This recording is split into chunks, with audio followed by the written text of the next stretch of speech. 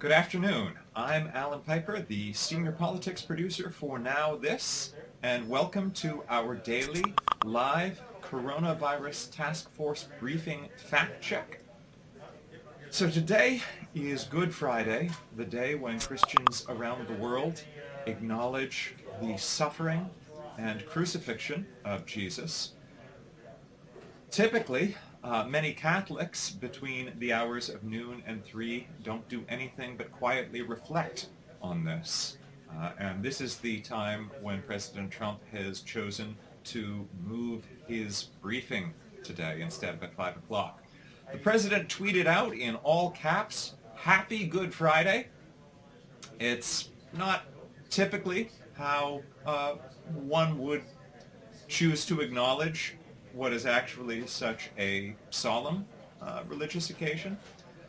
The president has in fact been on quite a tear in the past 12 hours.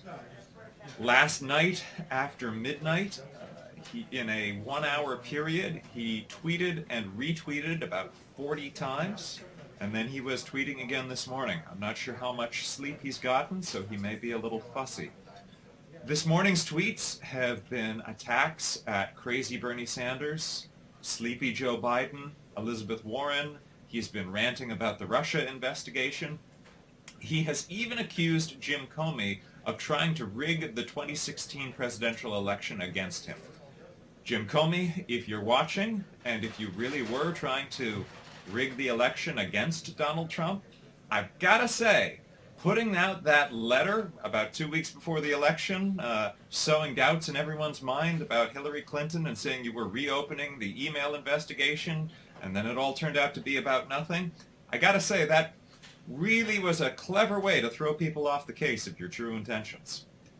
So it is Good Friday, a solemn day for Christians, and it is a solemn day here in New York City, where most of our team is located. New York City has suffered over 1,500 deaths in the last 48 hours, and the morgues and funeral homes have been so overwhelmed that the city has begun temporary burials of bodies in mass graves being dug on public land.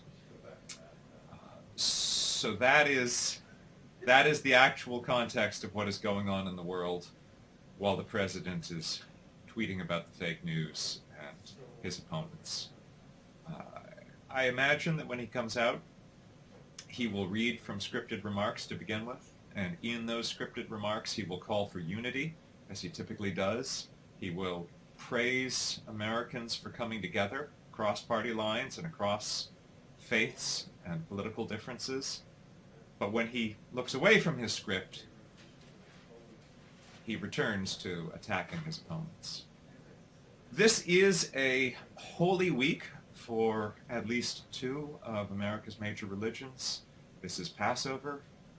This is Easter week.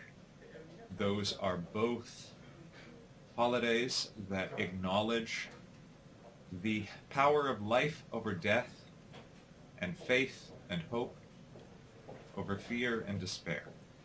And despite the dark news of the mass graves here in New York, we are also receiving very encouraging information from the governor of New York that the number of new cases is slowing, the number of hospitalizations is slowing, and Governor Cuomo has said that he believes we are effectively flattening the curve.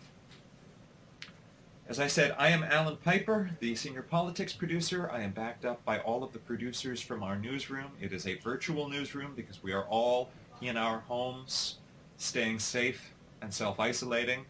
I'm broadcasting from my apartment in the East Village, so if there are any technical difficulties, I apologize in advance. We do not have the resources of our full studio. We are expecting the President of the United States any minute now, and I'm just checking to see if he's tweeting anything about his whereabouts presently. We're expecting the President of the United States at any moment, and in the meantime, I'd like to try to answer your questions. So please post them in the comments, and my team and I will do our best to answer them. We have some unanswered questions from yesterday that I'd like to start with.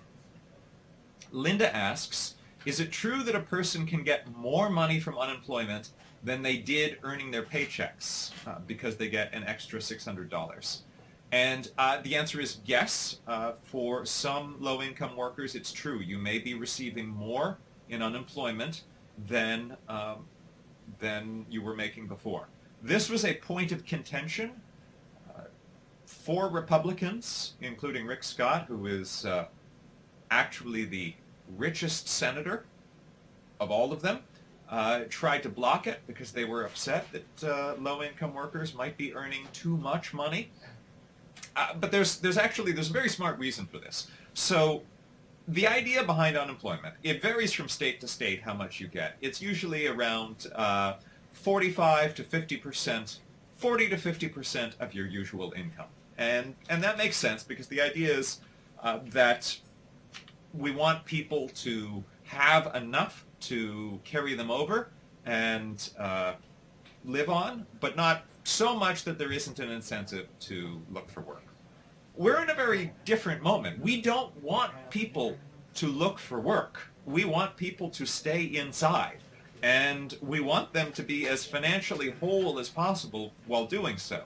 And that's why the federal government is adding $600 to every unemployment check for a period of 12 weeks. And if I'm not mistaken, the state of New York is adding additional money on top of that. So yes, it is very possible that some people who have not been high-wage workers may be earning more during this time than they were earning before. And that is honestly fine. We don't want people out looking for work. We want them to stay in. Tasha asks, how do I apply for small business funding? No one knows how to apply and the stipulations. All right, well, you are correct that it is complicated. President Trump has been boasting about how successful the small business loans are. The fact of the matter is that banks are overwhelmed, and it has been difficult for many small businesses to apply for loans. The past relief package that was passed recently, Bill number 3 on the coronavirus, contained $376 billion for American workers and small businesses. And to find out how to apply, you need to go to the SBA, that's the Small Business Association website. Go to sba.gov, and that is where you will go. Now, in the initial days, the website crashed because so many people were accessing it. But my understanding is that it is now running correctly. So that is SBA for Small Business Association.gov, and that's where you go to find out what your relief options are if you are a small business owner. Dale asks, is warmer weather having an effect on COVID-19 for the better? You know, this was an interesting point because in February, President Trump said that this was going to go away on its own in April because of the warmer weather. And that was on February 10th. They have not gone away. And information from Tony Fauci, he said this week, one should not assume that we are going to be rescued by a change in the weather. You must assume that the virus will continue to do its thing. And a report released on April 7th by the National Academies of Sciences warns that while much about the virus remains unknown, summer temperatures probably won't do much to dampen the spread of the virus. I also have some sobering news to share right now. We have just crossed a new milestone. 100,000 people have died globally from this disease. So that is the current total tally. The good news there is that over 365,000 people have recovered from the disease. So in keeping of the spirits of Passover and Easter, there is darkness and discouraging information around, but there is also hope. People are asking if Trump has banned CNN and MSNBC from the briefings. They have not been banned, but both organizations have decided not to carry the briefings live unedited. MSNBC says that they are monitoring the briefings and will bring important information to their viewers. CNN generally monitors the briefings and cuts back when experts like Dr. Fauci or Dr. Birx are talking. Vice President Pence announced that recently that he would bar Dr. Fauci from appearing on CNN unless CNN resumed full coverage of the briefings. The White House Correspondents Association recently restricted the number of journalists to encourage distance between reporters in the briefing rooms. So that's why the press briefing room may look a bit emptier than usual, but it is not because CNN and MSNBC are blocked. Also, there is another organization, OAN is a fringe outlet that has repeatedly spread unfounded conspiracy theories and racist rhetoric.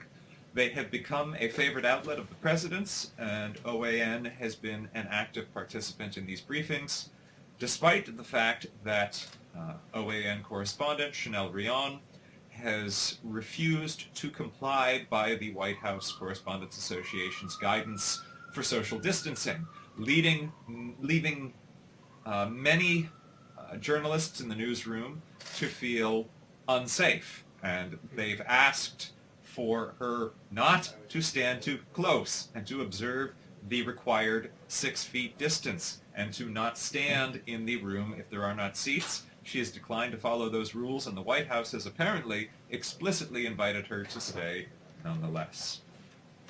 So those are a couple of our latest updates. We are still awaiting the President of the United States. If you are just tuning in, I'm Alan Piper, the senior politics producer for NowThis. There is a whole newsroom of people pulling facts and helping to bring you this broadcast. All of us are working from our homes. While we are waiting for the President, I'm going to try to answer as many of your questions as I can. So please just type them in the comments, and I will work on addressing them. I think there's still a few more from yesterday that I can answer. Hold on.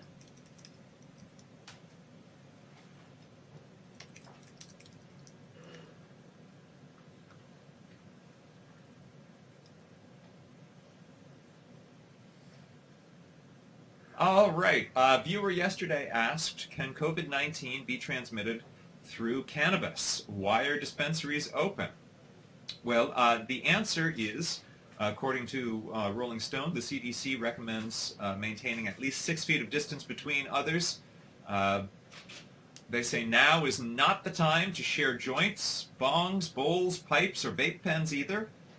They say you should frequently clean your paraphernalia with high percentage isopropyl alcohol to ensure that your pipes, bongs, etc. are sterile.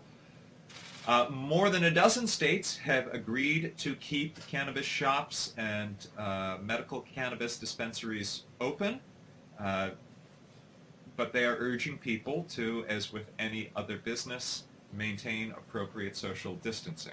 In California, an order has gone into effect that anyone working in an essential business must wear some form of mask, and anyone shopping at a business must wear some form of mask. If you show up at a cannabis dispensary or a restaurant or a grocery store without a mask, you may be refused service in California.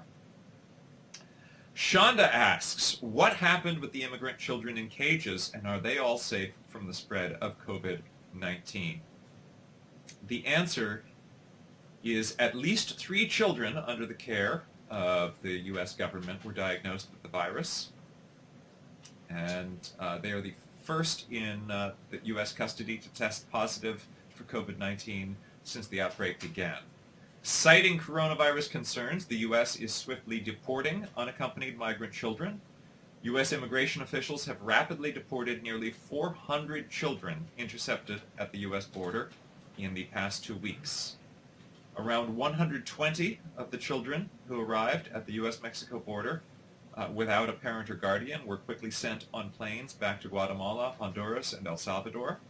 It was not clear whether the remainder of children intercepted at the border were pushed back to Mexico or returned to their home countries during the preceding week. I'm just checking on a little more info there.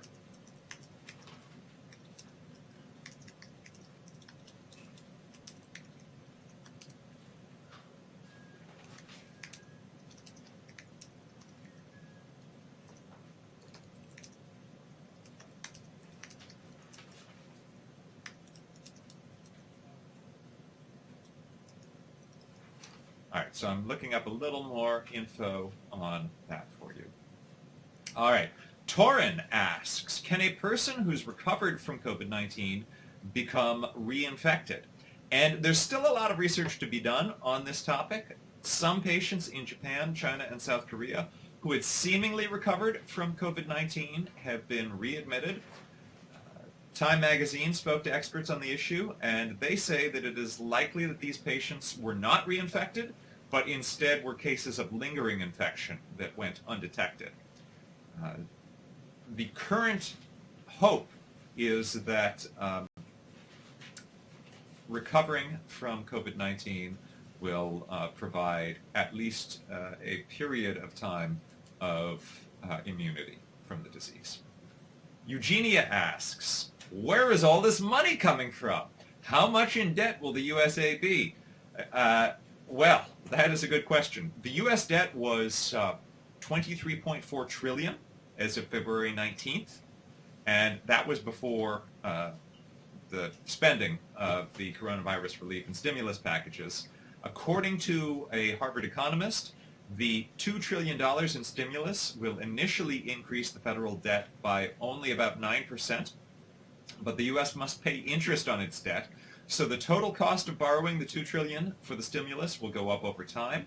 However, with interest rates at historic lows, now is not a terrible time to add more debt, and notably, about $6 trillion of the national debt is money that the government owes to itself. Many economists exclude that amount when calculating how much the U.S. owes, putting the current tab at around $19 trillion. But it is absolutely the case that this additional $2 trillion that has been taken on will be something that will make it a little bit harder for the U.S. economy to recover once things do start to go back to normal. And of course, it's important to remember that Trump's tax cut added about $1 trillion to the debt as well. So while we are waiting for the President of the United States to come out, I would like to just sort of briefly run through some of the timeline of what has been going on. And in the meantime, keep putting questions in the comments and we'll keep trying to answer them. The President keeps saying that no one could have seen this coming and that he responded very quickly. And the facts do not support that. And so I want to just quickly run through the facts. 2014, the Obama administration created what was called the Global Health Security Unit within the National Security Council to be on the lookout for the risk of global pandemics because they saw that there was indeed a danger. So again, when the President says no one saw this coming, it's not true. Barack Obama saw it coming. In fact, we shared a video this week of his remarks in 2014 saying that something like this should come and people should be prepared for it. So, all right, so that was 2014. Something else the Obama administration did was that they put together what was called the Pandemic Response Playbook. It was a 69-page document to help get the next administration, whoever that might be, ready to act should something like this happen. So that information was there for the Trump administration. They did not act on it. Obama's national security advisor, Susan Rice, said that she specifically handed it to members of Trump's national security team. And so we know that they had it, they just didn't act on it. All right, so then in the early days of Trump's administration, reporting from The Nation says that the Pentagon flagged that there was a potential shortage of masks, hospital beds, ventilators, and other equipment. The Pentagon highlighted this information to the administration in 2017, warning that should there be a global epidemic, the U.S. might not be prepared for it. President Trump did not act upon that information. In 2018, he actually fired the Global Health Security Unit from the National Security Council. He has since denied this and called the story fake news, but as recently as February, he admitted to it and said that he did it because he didn't like paying people that he didn't need. He said it was a cost-cutting measure. Why have a pandemic unit on the payroll when you're not having a pandemic? Turns out because it's a lot easier than rehiring them after a pandemic breaks out. And so that just brings you through the first 2 years of the Trump administration. All right, I'm gonna take another question now. Also, I want to just want to circle back to Shonda, your question. So we'd highlighted that there are at least 3 children in U.S. custody who have the coronavirus. I want to put that also in the context that at least 7 children have died in U.S. custody or recently after being detained by immigration as of the summer of 2019. All right, I've got a question from Katie. Are there fines placed in California for not wearing a mask? And the answer is that currently there are not going to be fines. Currently they are asking people to, they're just asking people to do this. This is LA Mayor Eric Garcetti's latest guidance on face coverings. He says that businesses that do not provide face coverings to their employees could be fined. And he also has not ruled out the possibility that if people do not voluntarily comply, that there could be fines or even jail time. So if you're in California and you're going out, put something over your face. We actually have a great video made by one of our producers, Zara Heder, which shows you how you can make your own mask without sewing. Please, if you have access to a medical grade mask, an N95 mask or a surgical mask, please don't use it for yourself. Please donate it to a hospital. There are massive shortages across the nation. Our medical professionals need those. Please save those for them. But everybody else, you can wear a bandana. You can make a homemade mask. Our video is one of many videos that will help show you how to do that. And Ian, if it's convenient to put a link to Zara's video in the comments here so that people can see how to make their own masks, that would be great. And also, Ian, if you're hearing me, it would be great if you could put in the comments your video showing the repeated statements of President Trump over the past several months downplaying this health crisis. Sandy asks, where's Mew, the fluffy cat? Thank you for asking about Mew. Mew, the fluffy cat, is adorable and a little princess.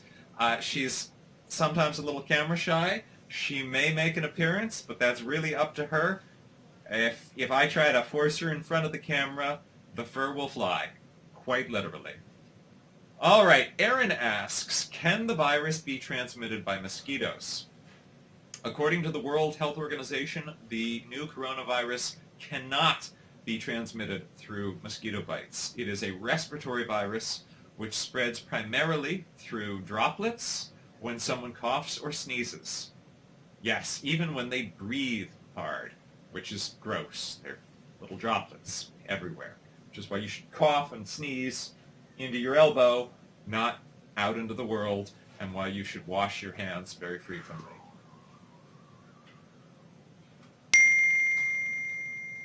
All right, Walter asks, why didn't the debates talk about this? And the answer is the coronavirus was discussed at the Democratic debate held on February 25th in South Carolina, broadcast by CNN.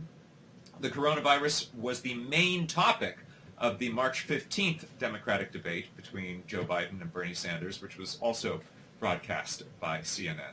I also want to point out that the candidates were very much following the issue, much more so than the President of the United States was. Joe Biden on January 27th published an op-ed warning about the dangers of the coronavirus and saying that President Trump was already failing. The next day, on January 28th, Elizabeth Warren, who was still a candidate at the time, released her plan for combating the coronavirus. Bernie Sanders held a series of fireside chats about the coronavirus. So the Democratic candidates were seemingly paying much more attention to the issue than the President of the United States, the person with the actual ability to respond to the crisis. All right, seeing another question.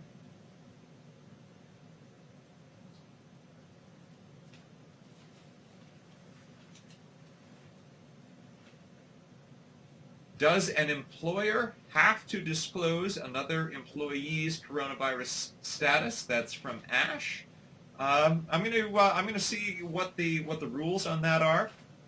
But I will say that if you are an employee and you believe, if you have any suspicion at all that you might be ill, you should choose to self-quarantine, and your employer should not prevent you from doing that.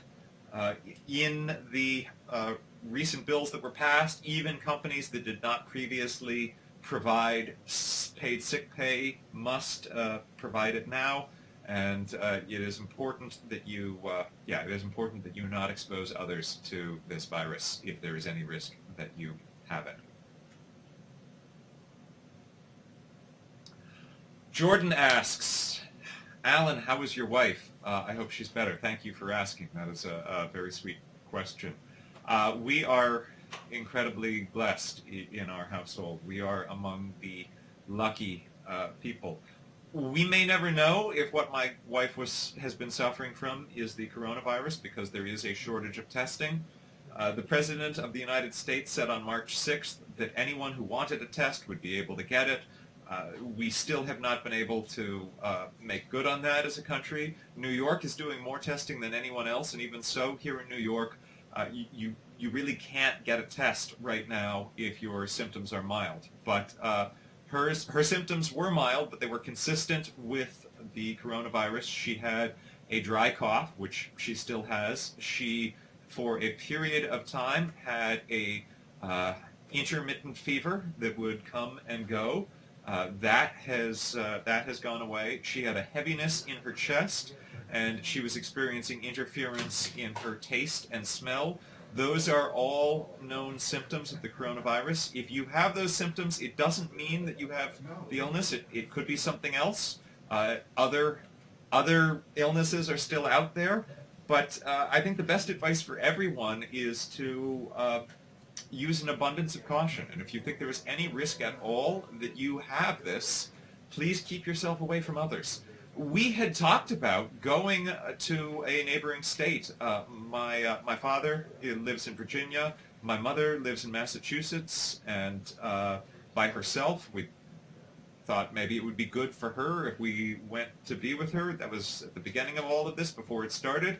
And now I'm so grateful that we didn't, because we could have carried unknowingly this infection to her. And that's why it's really important not to pick up and go somewhere. And as much as you might miss your parents or your grandparents, it's really better if you Skype with them and phone them and text with them.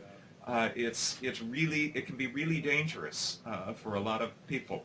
We are lucky that in this household, my wife doesn't appear to be in any life-threatening danger, and I have not shown any symptoms, but anyone with a pre-existing condition could be more susceptible to the disease. Anyone with asthma, diabetes, HIV, people with cardiac history, and older people, they're all much more susceptible Often you don't know who has a pre-existing condition. You might think that your coworker who looks young and healthy has no pre-existing condition, and your cough or sneeze could be risking that person's life. So it's important that everyone follow the social distancing guidelines. All right, I see that the members of the task force are stepping out. I see Dr. Fauci, Dr. Birx, and the Surgeon General entering the room. I have been told that the President of the United States will be out within the next 2 minutes. So if there are any last questions, I'd like to, I can try to answer them. Jerome asks, when will there be a vaccine for the coronavirus? President Trump optimistically told a gathering of pharmaceutical executives that a vaccine could be ready in 3 to 4 months. But Dr. Anthony Fauci, the actual expert, says that a vaccine is most likely at least 12 months away. Now, you'll notice that there's a big difference between the President of the United States, his briefings, and those of most governors. Even though the members of the press are attempting to social distance, you'll see that the President and his team will most likely be standing just inches away from each other when they get in front of the podium. He's really not modeling social distancing behavior. All right, he will be out any minute. And again, if you are just tuning in, I'm Alan Piper, the senior politics producer for NowThis. I am supported by our entire newsroom today, all working remotely, and we are going to do our best to fact-check President Trump in real time. This week in briefings, we've seen the President here in the darkest days of our nation, in probably the darkest days in at least a century, a deadlier time than after 9/11. To date, there have been more Americans killed. More than 6 times as many Americans have been killed by the coronavirus as were killed in the attacks of 9/11. All right, he'll be out any minute now. I'm just going to run through a little bit more of this timeline because he comes out, because I want people to remember it. We now have new reports. Well, here he is. Here he is. I will hand it over to the President of the United States, and my team and I will do our best to fact-check him in real time as he speaks. Thank you very much, everybody, and good afternoon. Today is Good Friday, and this Sunday, millions of Christians celebrate Easter and the resurrection of Jesus Christ. At this holy time, we pray that God will heal the sick and comfort the heartbroken and bless our heroes. And I do want to just toss in there, while he's acknowledging Easter, at least 35% of Americans do not celebrate Easter, and this is also these are also some of the most sacred days of the year for Jewish Americans who are celebrating Passover. A couple of notes. The United States, in discussions last night with Mexico, Saudi Arabia, Russia, and in dealing with OPEC nations, we are trying to get Mexico, as the expression goes, over the barrel. And Mexico is committing to do 100,000 fewer barrels. The President and I spoke last night. We have a great relationship, great friendship. They're helping us very much at the border. They have 27,000 soldiers, Mexican soldiers, on our border right now, stopping people from coming into our country as our wall goes up. We're up to about 168 miles of wall. The President frequently misrepresents the building of the wall. When we last checked, only 1 new mile of the wall had been built, not 168. There has been some replacing of existing fences, but only 1 new mile of wall. Accepted, we'll find out. The United States will help Mexico along, and they'll reimburse us sometime at a later date when they're prepared to do so. And we had a great conversation, but we'll find out how that all works out. As you know, they're trying to get rid of the glut of oil. There's a tremendous glut of oil, and we don't want anything to hurt our incredible industry. We're actually the largest producer in the world now, so we don't want anything to hurt those jobs, those great jobs in Texas and North Dakota and Oklahoma and everywhere. We have a tremendous energy, New Mexico, tremendous energy business, and we want to keep those jobs. So we're working on it. I think eventually it's going to work out. May work out quicker than what most people thought possible, and maybe it won't, but it'll work out eventually. Our experts are monitoring the data from every part of our country having to do with the topic that we're here to discuss. In the midst of grief and pain, we're seeing clear signs that our aggressive strategy is saving countless lives.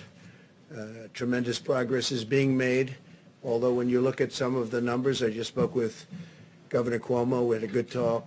When you look at those numbers, the numbers of death, people that have died, it's so horrible.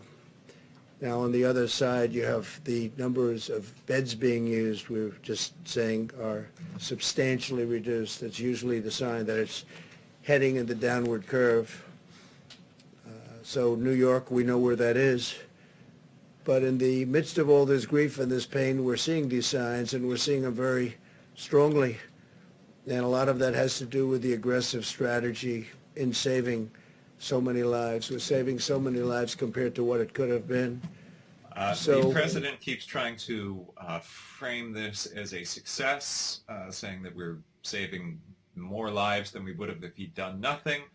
It's impossible to know exactly how much better things could have been if he had acted quickly. Obama's former National Security Advisor, Susan Rice, said that the president's 70 days of inaction from the time he was first warned of this crisis have led to at least tens of thousands of additional deaths. The minimum, if you did this, social distancing, and every other aspect, and I think I can say 90%, maybe even more than that, we're able to do it. The minimum number was 100,000 lives, and I think we'll be substantially under that number. Hard to believe that if you had 60,000, you can never be happy, but that's a lot fewer than we were originally told and thinking. So, for context, 60,000 is roughly the number of Americans who were killed in Vietnam, and to try to categorize that as a success is quite striking. With 100,000, that would be the low mark, and I hope that bears out. The situation in Detroit and New Orleans appears to be stabilizing. Detroit is really started to go up, and now it is stabilizing, and New Orleans is great place. I have so many friends there. They can't believe what's happening, but it's really stabilized. I spoke with the governor of Louisiana. The president frequently refers to having many friends, but biographers have noted that he is actually does not have many close friends. He is actually quite solitary in his habits. I don't think they're going to need them, or certainly not very many of them. We built them a big hospital of 1,000 beds, and now we're in the midst of doing another 1,000. I don't think they're going to be using very many of them, and that's a good thing. There was a time 2 weeks ago when we said that's not going to be nearly enough. We're going to have to build more, but we wanted to wait to see, and I'm glad we waited. It just looks like they're doing really well. Louisiana and the state of Michigan is doing really much better than we thought. I just want to give context. The state of Michigan currently has 21,000 cases of the coronavirus and has already endured over 1,000 deaths. Built thousands of beds all over the country, and we think we're probably not going to need that hospital anyway. If we do, we're ready to move it to a different location. In New York, we're seeing hospital admissions declining very substantially, as I said, and nationwide the number of new cases per day is flattening substantially, suggesting that we are near the peak and our comprehensive strategy is working. Over time, our guidelines to slow. So it is true that New York does appear to be nearing the peak. It is important to remember that there are currently over 161,000 cases in New York, and the state of New York has suffered over 7,800 deaths so far. In regards to the president saying that the situation in Detroit is stabilizing, that appears to be a bit of a stretch. One public health official in Detroit said, we're not ready to say that we're through the peak of it because we are actively managing capacity and resource concerns, but we do have several glimmers of hope. That was a doctor at the Henry Ford Medical Group speaking yesterday. Affected. So we want to thank them and a shout out to them. With the tireless devotion of American doctors and nurses and all of the medical people, we've kept our fatality rate very, very low compared to other countries. My administration's closely... It is just not true to say that the fatality rate is very, very low compared to other countries. The U.S. has had over 17,000 deaths. The U.S. appears to be on track to surpass Italy in terms of the number of deaths, and even adjusted by population, the U.S. lags behind many other countries in their efforts to fight this disease. The choice to delay any treatment still remains between the patient and their doctor. We're not advising Americans to postpone medical treatment that their doctor believes should occur now. So it's different kinds of surgery, obviously. But we're really getting to the point where you can start to think about doing that surgery, if necessary, pretty soon, I think, pretty soon. Yesterday, I directed Secretary of Agriculture Sonny Perdue to expedite aid to American farmers. And Secretary Perdue will be using all of the tools at his disposal to develop a program, and very quickly, of at least $16 billion to provide relief for farmers, ranchers, and producers impacted by the coronavirus. In this time of crisis, we must keep our supply chains moving from the beginning, right from beginning to end, and we're committed to supporting the amazing men and women who produce supply. I did last night a statement on social media, and I said, I have directed Secretary Sonny Perdue to expedite help to our farmers, especially to the smaller farmers who are very, very badly hurting right now. I expect Secretary Perdue to use all of the funds and authorities at his disposal to make sure that our food supply is stable and safe, and our great farmers are prosperous and continue to be prosperous. We're working very hard to make sure our food supply chain is sound and plentiful, but we all know that that begins with our farmers, cattlemen, ranchers, and producers. So we're going to be working with the small farmers, the big farmers. I want to just highlight, while the president is speaking about our farmers and how important they are, which is true, the president in the past week has repeatedly cast aspersion on undocumented workers. Roughly 1 million farm workers are undocumented, including between 60 to 75% of California's farm workers, and they are the ones who are jeopardizing their lives, working in cramped conditions with few provisions taken to ensure their safety from this virus, so that our food supply remains intact. Innovations in personal protective equipment and experimental medicines, and Dr. Hahn's going to be talking about that. We've cut through the red tape to give doctors and patients unprecedented freedom to make their own healthcare decisions, granting access to potential therapies and drugs. Since Monday, we've deployed 2 major shipments of hydroxychloroquine from... And here he goes with hydroxychloroquine again. Now, I cannot stress enough, this is a drug that has not been proven effective in treating the coronavirus, and which has serious, potentially deadly side effects. The president has urged people to take it, saying, what do you have to lose? That they had, and we're in great shape in every way. We're in great shape with ventilators. We're in great shape with protective clothing. We have additional. We are not in great shape in every way. The president repeatedly suggests that hospitals are not suffering shortages of personal protective equipment, but we know for a fact that they are, and a report by the Inspector General of the Department of Health and Human Services surveying hundreds of hospitals in 46 states found that supply shortages are rampant. A great job. I appreciate it. The whole country appreciates it. More than 2 million coronavirus tests have now been completed, and we're conducting approximately 100,000 more every day. We're also working to bring blood-based serology.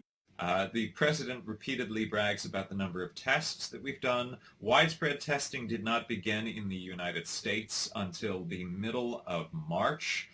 Compare this to South Korea, which began testing within 2 weeks of the first case, and the first case for both South Korea and the United States was January 20th. So the U.S. fell substantially behind other countries, and to date ranks 43rd in the world in testing per capita. We've had it. They're the lucky ones. The NIH, CDC, and FDA are currently validating these antibody tests to ensure that they're accurate, and they're doing that at breakneck speed. I think we can say that, Doctor, and we're going to get them approved very quickly, Dr. Hahn. When validated, we're confident that the production will scale up to tens of millions of tests very quickly. We're leading the world now in testing by... Again, that is just not true to say that we're leading the world in testing. We may be performing the largest raw numbers now, but that is largely because we waited to start testing until over a month after other countries did. And we still, as I said, rank 43rd in testing per capita. Announcement on the World Health Organization sometime next week. As you know, we give them approximately $500 million a year, and we're going to be talking about that subject next week. We'll have a lot to say about it. We'll hold it. Every American should be proud of what our country is. Now, the president has been repeatedly attacking the World Health Organization lately. He seems to be attempting to shift the blame to them. It's important to remember that the World Health Organization declared a global emergency 6 weeks before he did, and they also produced 250,000 tests a month before the U.S. even began any serious testing. They offered their tests to the U.S. The U.S. said no, and as a result, we did not begin testing until the middle of March. To a point where all we had to do is say the words and everybody gave us max, and they've done a good job. They really have done a good job with few exceptions. And we've harnessed the full power of American industry to produce ventilators and other essential supplies. Right now we're making thousands. We have not harnessed the full power of American industry. President Trump has called on 2 companies, I believe, to create ventilators.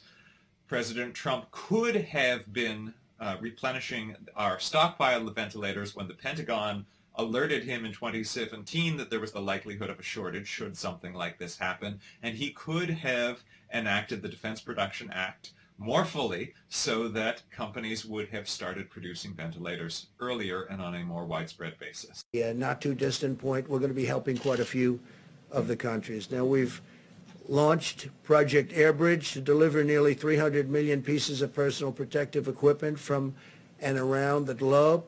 We're also shipping out 60 sterilization systems to 10 different cities that can each sterilize up to 80,000 masks each day, and I'm even hearing it can go up to 120,000 masks a day, certain equipment with certain additions.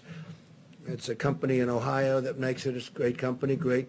I hear it's a great product, works very well. I asked that question. I said, how come we have to buy so many masks? Why can't we sterilize the masks that are being used? And the answer was you can.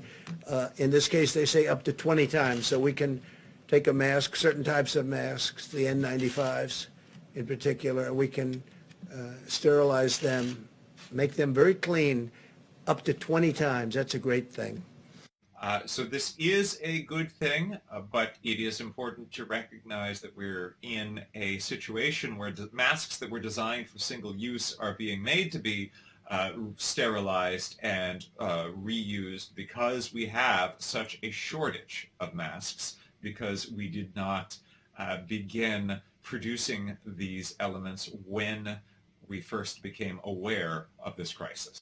That tells you that there's a pent-up demand. That tells you they want to get back. There's something good going to happen. I really believe that. There's something very good going to happen. We have to get back.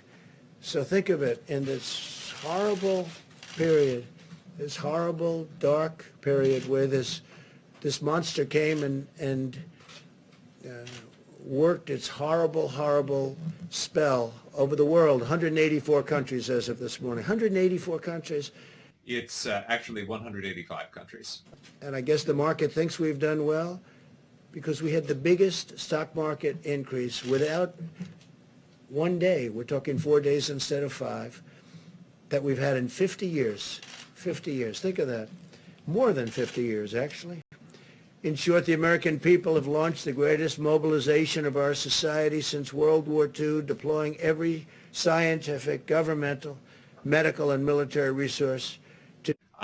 The World War II comparison is interesting because, again, the president has told governors that they are on their own to get equipment, and that is quite different from what you would have in a wartime effort. And it was Governor Jay Inslee who drew the comparison, saying, imagine what would happen if FDR had told Hawaii they were on their own, and maybe the federal government could offer some backup when Hawaii was attacked at Pearl Harbor.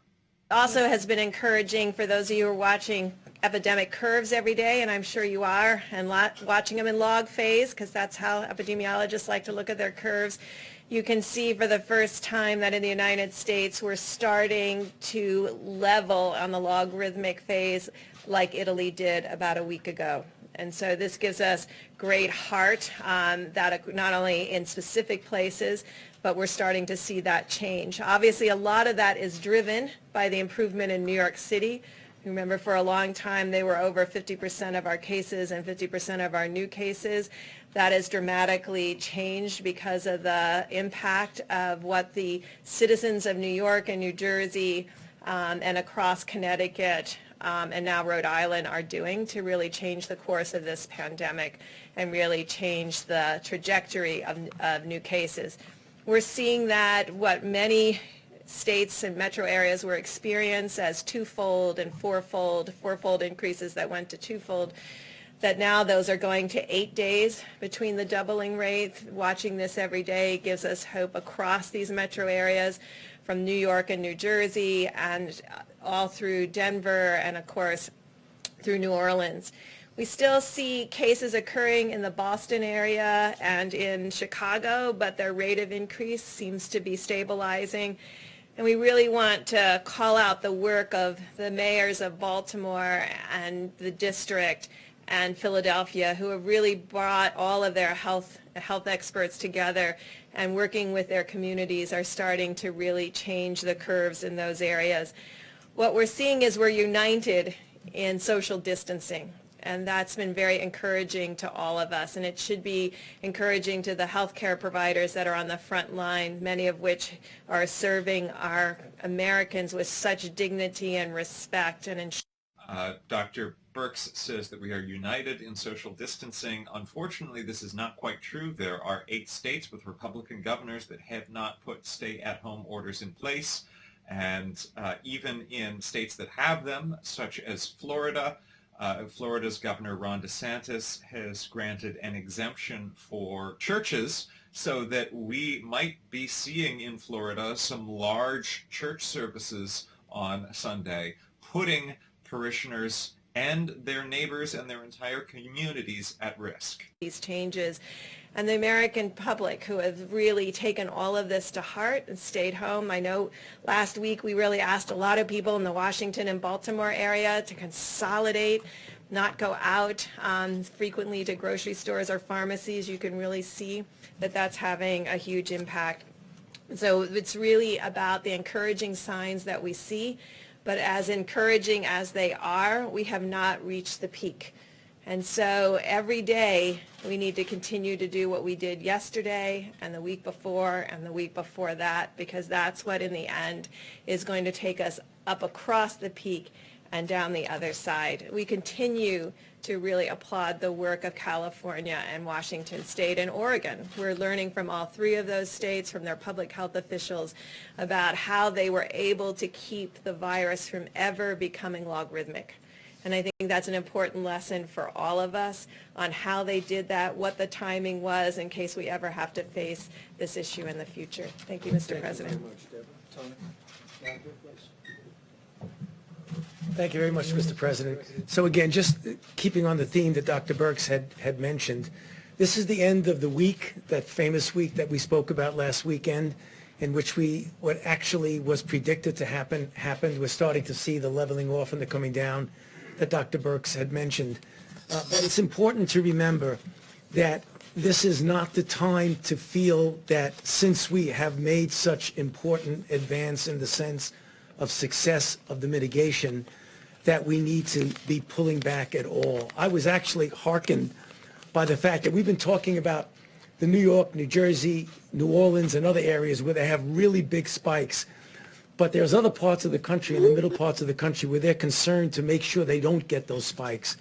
And I really want to salute the governors of states throughout the entire United States, but particularly in the central part of the country, because the governors obviously see us in these press conferences, and I've had calls over the last several days from several of the governors, from Nebraska, Iowa, South Dakota, Utah. Just about an hour and a half ago, I spoke with the governors of Arkansas and Wyoming, who are really committed to make sure that they don't get into the situation where they're going to have spikes in their state. And they're doing the kinds of things that they don't get recognized because people don't talk about them much.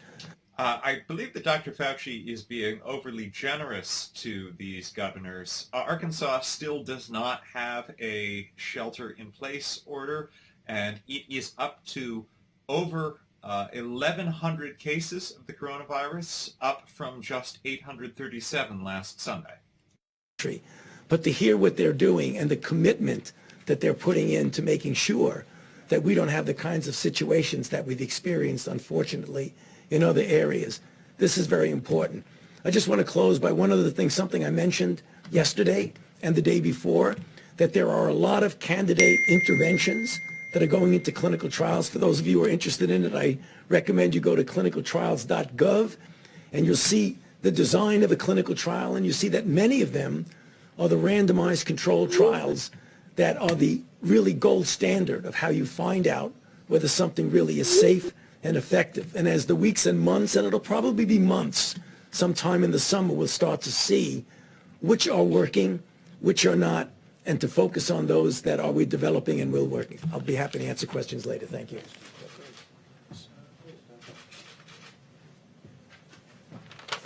Thank you, Mr. President. The White House task force has been very focused on increasing the supply of personal protective equipment for our great providers. I was one of those providers a few months ago, and I can tell you nothing is more important than making sure they have what they need. So in order to increase the supply of N95 masks, FDA has worked with industry and has now authorized 2 companies who will supply machines to sterilize N95 masks. Admiral Polubchek and FEMA are purchasing on behalf of U.S. government 60 sterilization machines, as mentioned by the President, and they will be positioned around the country to increase the amount of supply of N95 masks. Each machine will be able to sterilize 80,000 N95 masks per day, and we hope to actually increase that further. The Vice President and the White House Task Force challenged us yesterday, and we responded as a team. FDA issued revised guidance regarding the laundering of gowns, because gowns are another issue in terms of supply that we're looking forward on. This is not something that normally happens around the country, but issued this guidance. It's on our website now at FDA, so there's information about how hospitals can do that to increase the supply. We've heard concerns that maybe hospitals might not want to do that because of regulations, and I can happy to tell you that Administrator Verma and I have worked on this. Certified providers and suppliers who follow FDA guidance as posted on the website will be compliant with Medicare and Medicaid requirements. And then finally, last week, FDA it provided guidance to manufacturers on manufacturing specifications for cloth gowns. This is another attempt to increase the number of gowns. Typically, it's plastic or other types of materials. And this guidance, if followed, can be used by manufacturers to actually make these gowns, and no further regulatory red tape will be necessary. They can go into circulation. Thank you. So these news about more gowns and protective gear being created is good news, but again, it is coming too late here in New York. We have reported on nurses wearing garbage bags because they did not have protective gowns. So let us hope that the rest of the country can benefit from these newly made gowns, but they were not made early enough. To help flatten the curve and to save lives. But at the President's direction, yesterday I met with 2,000 Hispanic leaders from their communities, and today the Vice President led a phone call that I was on with hundreds of African American leaders, including the Reverend Jesse Jackson, including Derek Johnson of the NAACP, including the National Medical Association and the Black Nurses Association, to talk about some of the alarming trends we're observing regarding the impact of COVID-19 on communities of color. And you've heard the stats in New York City. Hispanics represent the majority of deaths. In Milwaukee County, blacks are 25% of the population, but almost 50% of the cases and 75% of the deaths. So what's going on? Well, it's alarming, but it's not surprising that people of color have a greater burden of chronic health conditions. African Americans and Native Americans, develop high blood pressure. I believe the numbers are even worse than the Surgeon General was saying. In Milwaukee, black Milwaukeeans, according to our latest numbers, account for over 87% of the coronavirus deaths, even though they, again, make up less than half the population. For 40 years, out of fear of having a fatal asthma attack. And I hope that showing you this inhaler shows little kids with asthma all across the country that they can grow up to be Surgeon General one day. But I more immediately share it so that everyone knows it doesn't matter if you look fit, if you look young, you are still at risk for getting and spreading and dying from coronavirus. The chronic burden of medical ills is likely to make people of color, especially, less resilient to the ravages of COVID-19, and is possibly, in fact likely, that the burden of social ills is also contributing. Social distancing and teleworking, we know, are critical, and you've heard Dr. Birx and Dr. Fauci talk about how they prevent the spread of coronavirus, yet only 1 in 5 African Americans and 1 in 6 Hispanics has a job that lets them work from home.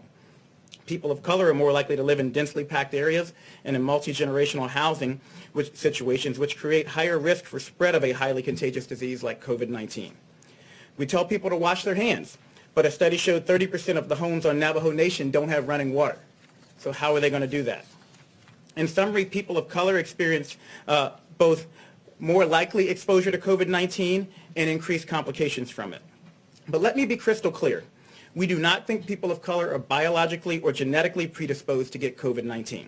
There is nothing inherently wrong with you, but they are socially predisposed to coronavirus exposure and to have a higher incidence of the very diseases that put you at risk for severe complications of coronavirus. But as the Vice President shared on the call this morning, this history, and I want you to hear me say this, it does not have to be our nation's future.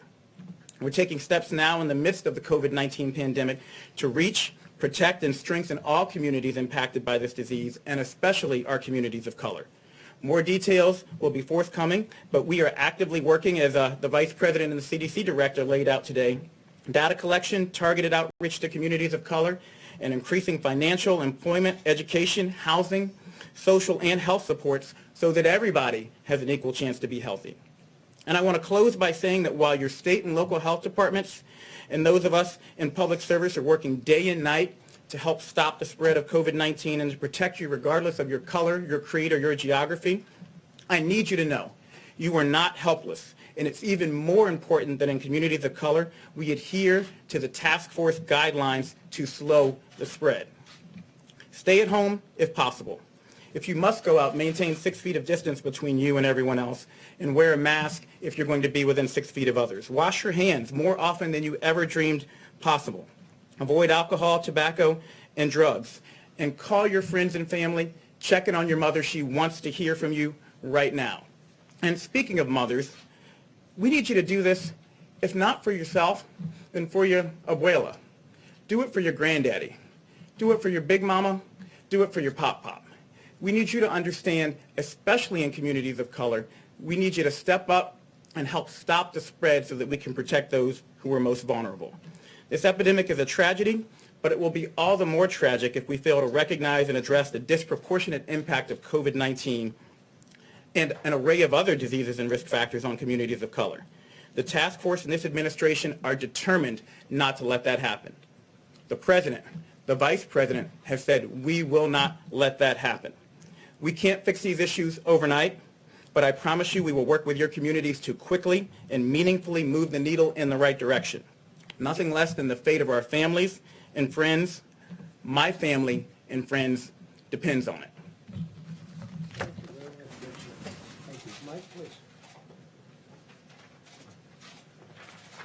Thank you, Mr. President.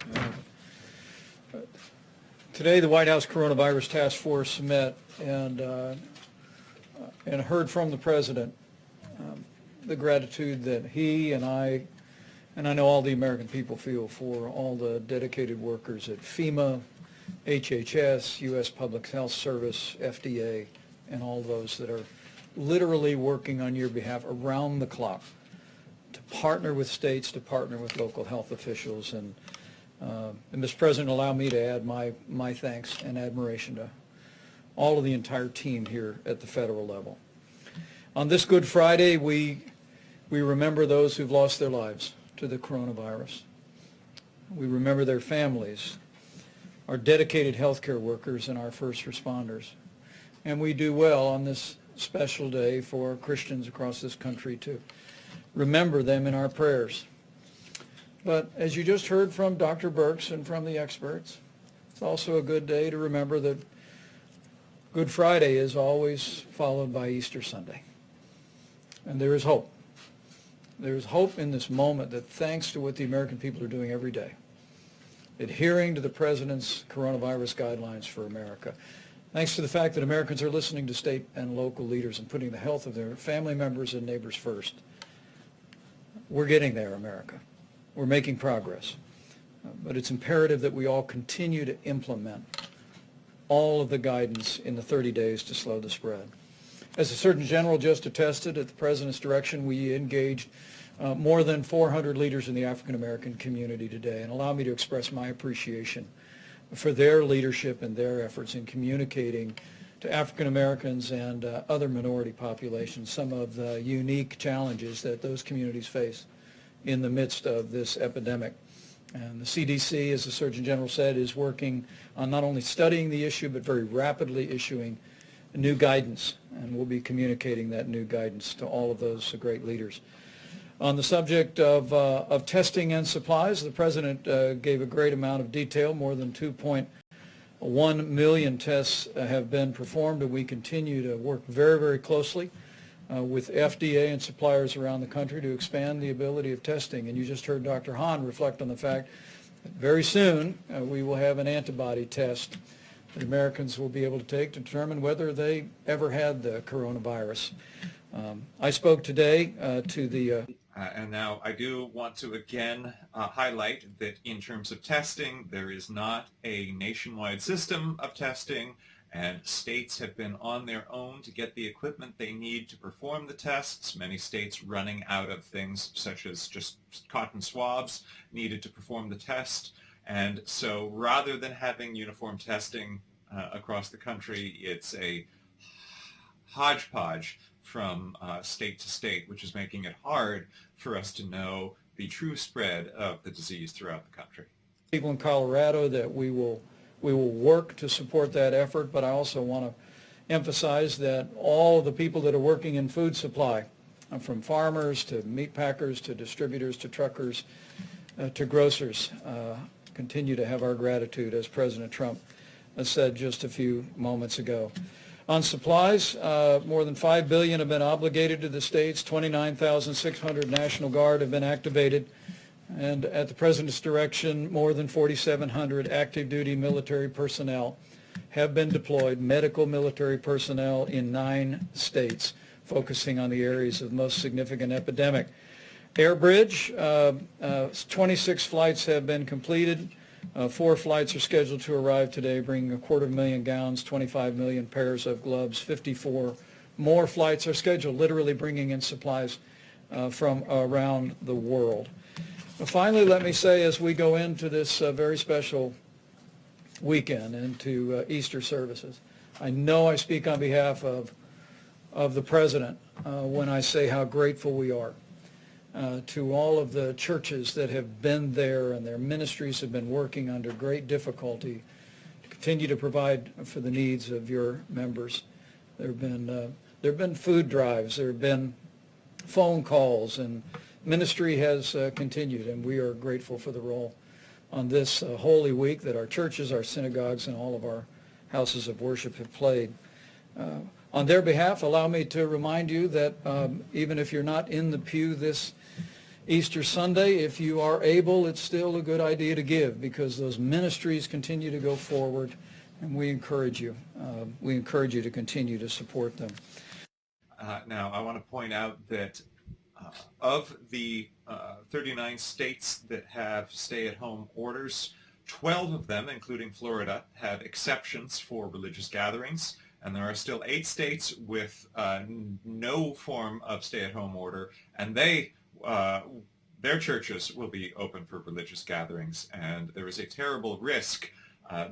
Vice President Pence is highlighting Easter as it should be, as a day of hope and life, but there is a tremendous risk that Christians will go to public services and get sick, and potentially sicken their communities. And so you can worship, you can celebrate Easter, and know that you'll be blessed in so doing, and you'll be serving the nation.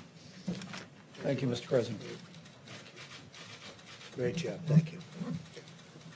Okay, it's Good Friday. Let's be nice. Okay, let's be real nice. Yeah, please, go ahead. Thanks, Mr. President. Can you clarify a little bit what the U.S. offered to Mexico in order to agree to that oil deal? And then also go into detail about what you spoke about on oil with President Putin this morning. So all of the OPEC nations met. I do want to highlight that the President opened up questioning by asking reporters to be nice to him. That is sort of a strange ask in the midst of a national crisis. There's never been anything like this. It was being overproduced to start off with, and then you had the virus, and that took off 40% right there. So we have, there's a lot of oil like nobody's ever seen before. It's good in many ways, and depending on where you are, who you are, it's bad. We have a tremendous energy business with hundreds of thousands of jobs. We're doing great. Number 1 in the world. So they all got together, and they said, we're going to cut it because we have to get rid of this tremendous supply.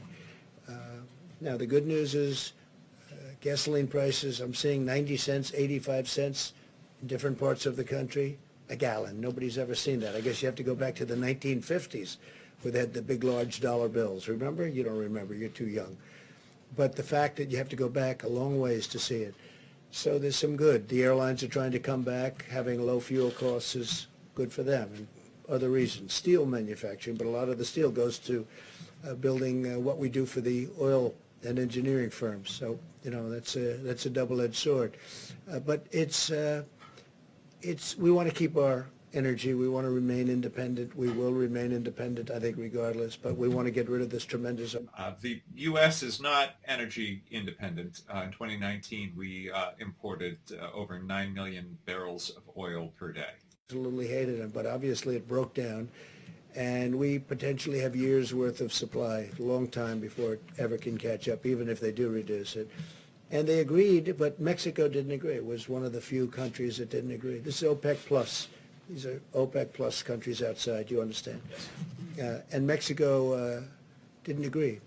And I understand the president very well. He has a level when he came in, and he wanted to keep it at that level. Oil is important for Mexico. The problem is, and I explained it very strongly, you know, you're going to be selling it for $5 or $10 a barrel, so in the end it's bad.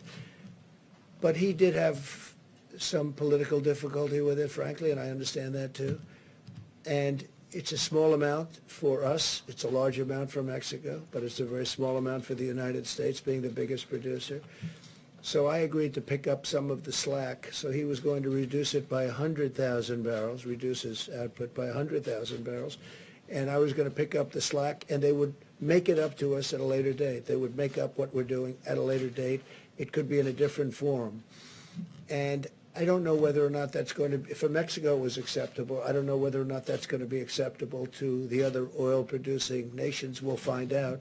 But it's something that would certainly be acceptable to me to get it over the back. So Mexico is going to reduce by 100,000 barrels, and that would mean that they're 250 to 300 barrels short. We'd make up the difference. They would reimburse us at a later date.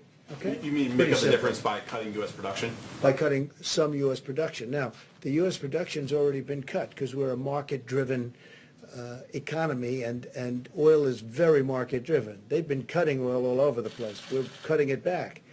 And what does it mean, really? It means we have it in the ground, we can use it. Now, we have a lot of ground with a lot of oil in it. I think we're number one in that, too. We're probably number one, especially with ANWR. As you know, I got ANWR approved in Alaska. That's one of the biggest finds anywhere in the world. So when you add it all up, I think we're probably number one, even in what we have under. We're very lucky. We grew up in a land that was rich in a lot of ways, but it's also rich because it has a lot of oil underneath, oil and gas. And as you know, natural gas, LNG, is all over the country now at a very low price. And our carbon, our atmosphere, the level of environmental cleanliness is at its all-time best right now, all-time best.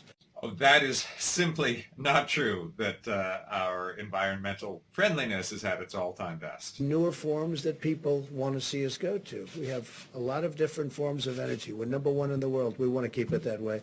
So we're helping Mexico out.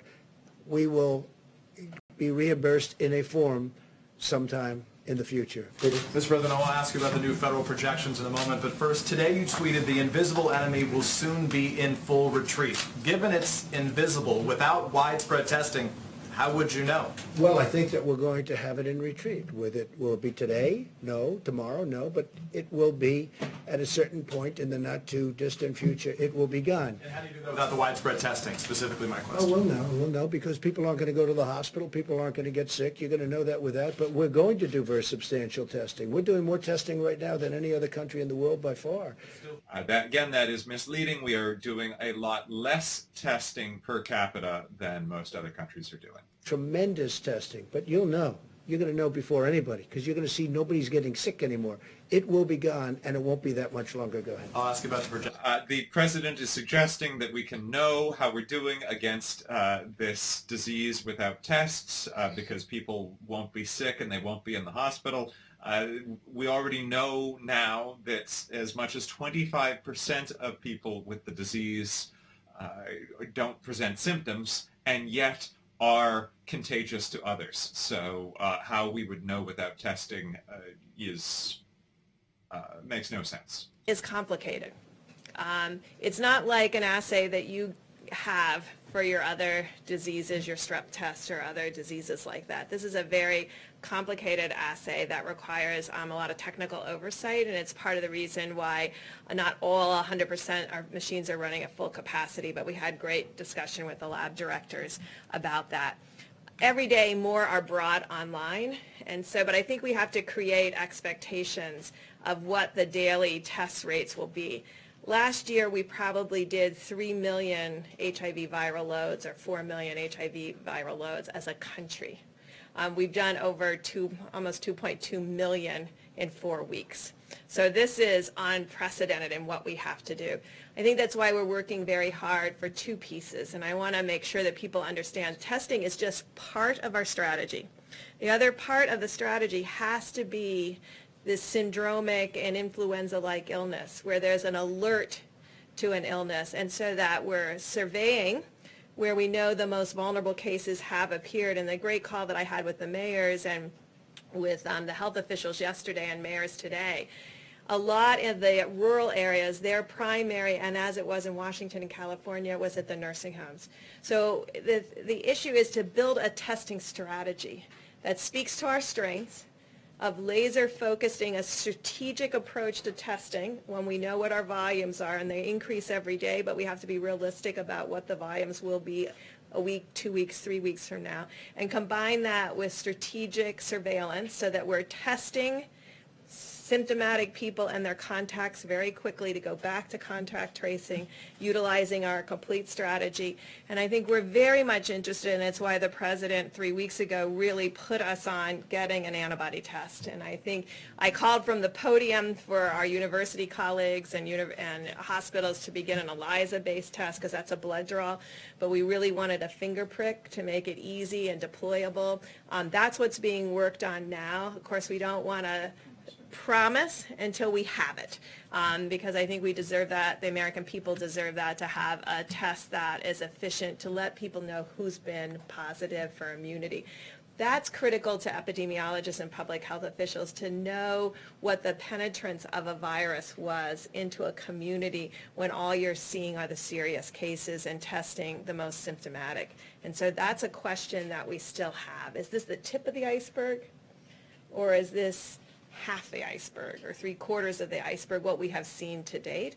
And we have, I just want to complete the thought by saying, in the areas where we had an outbreak, these large metros, Louisiana, Denver, Detroit, Chicago, New York, New Jersey, but per capita, we've done more tests than any other place in the world. That was intentional. We focused the test where the need was the greatest and the burden of disease the greatest. And now we're trying to really see how strategically that very valuable resource can be utilized around the countries to create a mosaic of testing combined with surveillance. Federal projections. There's new reporting today. The new federal projections suggest lifting. I'd like to ask you. I'd like to ask you, if I can, about the new federal projections that suggest lifting the 30-day shelter-in-place orders would lead to a spike in infections. Have you seen those new projections from your Department of Homeland Security and HHS? I have not. When did they say this would take place? When? They said that it would take place if the 30-day shelter-in-place were to be removed. There are 3 different examples. We'll talk about that. Doctor, would you like to talk Does that about that? impact your thinking, though, that those... They haven't seen it. I guess you're seeing, I guess they leaked it to NBC. They didn't leak it to us. It's being reported by Nobody's seen it, and they're the ones that do it. It's your administration, so I asked. It's from the HHS and DOJ. Yeah, I'll circle back. We'll find out about it. They don't know about it. So in You want to terms say something, Senator? First of all, Peter, I haven't seen that, so I can't quote on that. But yeah, that's okay. I still haven't seen it. I've been in here all day. I'm just telling you what I know. So what I think that they're talking about is that whenever you pull back, you would expect that you might start seeing cases. And what we've been talking about, what Dr. Birx has just mentioned, is that when you see that, that's where you want your resources to be able to very efficiently, in real time, identify, isolate, and contact trace. So don't let anyone get any false ideas that when we decide at a proper time when we're going to be relaxing some of the restrictions, there's no doubt you're going to see cases. I would be so surprised if we did not see cases. The question is how you respond to them. I think that's what they were referring to. I guess the question, Mr. President, should Americans have to decide between staying healthy and going back to work? Look, I think we're going to do both. We're going to go back to work, and we're going to stay healthy. And staying healthy is also a proportion. If you look at what we're doing, we're looking at a date. We hope we're going to be able to fulfill a certain date, but we're not doing anything until we know that this country is going to be healthy. We don't want to go back and start doing it over again, even though it would be in a smaller scale. Yeah, Jeff, go ahead. Thank you, sir. Just a follow-up on the oil question. The President of Mexico said that you had agreed that the U.S. would cut production by 250,000 barrels per day. Is that what you agreed to? Yes, we would, which we've already done, by the way, but we would agree to a reduction cut. They would agree to do something to compensate us in the future. Okay. Did you make any assurances to Saudi Arabia that you, the United States, would not bail out oil drillers here? We didn't discuss that with Saudi Arabia. We just discussed the numbers, and we discussed who's opposed and who's not, and pretty much everybody is in favor of it because they're getting clobbered. They're all getting clobbered. All of those countries are having problems. If you look at Saudi Arabia, that's their source of income, primary source of income by far. So they want to do it. Russia wants to do it. The OPEC nations want to do it. They all want to do it. So we'll see what happens. There's a difference between wanting to do it and doing it. Yeah, go ahead. OAN in the back. Thank you, Mr. President. This is a national security question back to Venezuela. By the way, this is OAN, a fringe conspiracy theory news outlet. On Venezuela's Nicolas Maduro.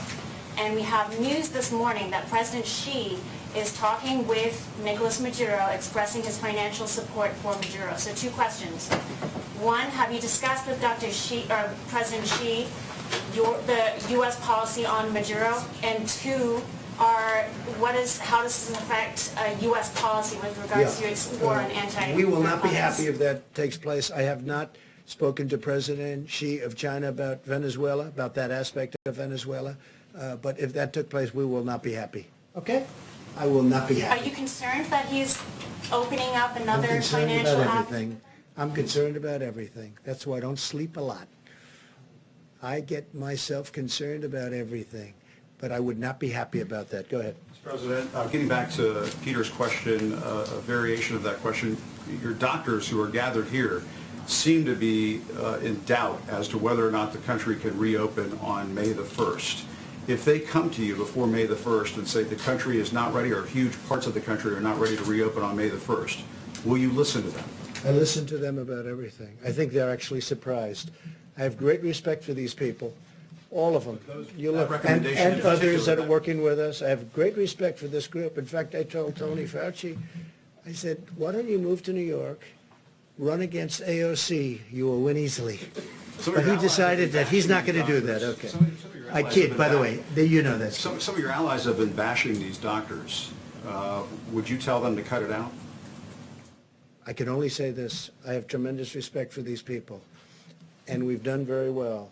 And when you look at us compared to others, we're a big nation. When you look at us compared to others, when you see how we've taken testing from a broken system that I inherited to having the best tests that anyone's made anywhere in the world, and other countries are calling us, wanting to use our technology, I have great respect for these people. I'm never saying bad about these people. If they come back to you, sir, and say, before May the 1st, we can't open on May the 1st, do you listen? I will certainly listen. I will certainly listen. You take that there advice. There are 2 sides. Remember, I understand the other side of the argument very well, because I look at both sides of an argument. I will listen to them very carefully, though. Please, go ahead. Thank you, Mr. President. You may have seen this, but J.P. Morgan came out with a forecast about GDP growth in the second quarter. They're saying a 40% decline in the second quarter of this year. Do your economic advisors share that view? I think my economic advisors are interested in the third quarter and really the fourth quarter. And I think we have a chance to do record fourth quarter numbers because there's a tremendous pent-up demand. And you see it this week. I mean, what reason would there be other than faith in us and in this country, faith in this group and me and our vice president and everybody, governors perhaps, you can add them into it also. What reason would that be for, in a shortened week, 4 days instead of 5, to have the biggest stock market gain in over 50 years? Okay, well, this is technically true, but misleading because, yes, this week the market performed well, but that is partly because it took such significant drops in the preceding week. The Dow just ended its worst quarter in 124 years. We've never been hit like this, right? Somebody was saying, in fact, I was speaking with Governor Cuomo about it because we were in New York City, a place we love, New York State, with the World Trade Center. And that was approximately 3,000 people. Well, we've doubled that in this same area. We've doubled that, more than double it, substantially more. And it's obviously going. You know, we had our highest number yesterday and the day before. Okay. I think the president is suggesting that the deaths have doubled 9/11. They have actually been 6 times 9/11. Record. You know what that is? That's a pent-up demand. Now, that's my opinion. The other thing is we're doing tremendous stimulus plans. And despite what you're reading, you know, there's back and forth, but we are getting along with the Democrats. They want to see something happen. We have to help our workers. We have to help our small businesses. We have to help our restaurants. I think deductibility will be great. So this deductibility thing, this has been a new obsession of his since he had a phone call with several celebrity chefs, including Wolfgang Puck, and they suggested that it would be nice if business meals were fully tax deductible. There is no economic evidence that this would be a major boon to the restaurant industry. But he's a short while ago. I mean, we can't let anything happen to Boeing. It's, you know, got so much potential. You talk about potential. Can anything have more potential than that? So we have a lot of very exciting things taking place. We have tremendous plans. We have tremendous stimulus. And I think we have a chance to do really well. So this quarter isn't the quarter I'm looking at. Third quarter, we start to think about it. And I think fourth quarter is going to be at a level that maybe we haven't seen before. I think our country, with the stimulus, with all that we've been through, we've learned a lot. Don't forget, we've learned about pandemics and epidemics. We've learned a tremendous amount. And a lot of this learning had been done in advance, and we refused to benefit from it. As I mentioned earlier, the Obama administration had put together a 69-page pandemic playbook, which could have been of use to this administration, and it chose to disregard it. Before the surge, in New York, they need far fewer hospital rooms, or far fewer hospital beds in particular, than we thought. And I have to say, Dr. Birx told me that 4 weeks ago, 6 weeks ago. Remember, you said, that number's too high. We don't need that many. And based on what she said and others, we did what we had to do. We actually gave the maximum. We built Javits. We sent the ship in. We then made the ship COVID because, there weren't a lot of people on the roads. You didn't have the accidents that we thought, other unrelated accidents. Nobody driving. Normally you have a lot of car accidents. You have a lot of motorcycle accidents. You have people going to the hospital. We didn't have that. We had almost none of it.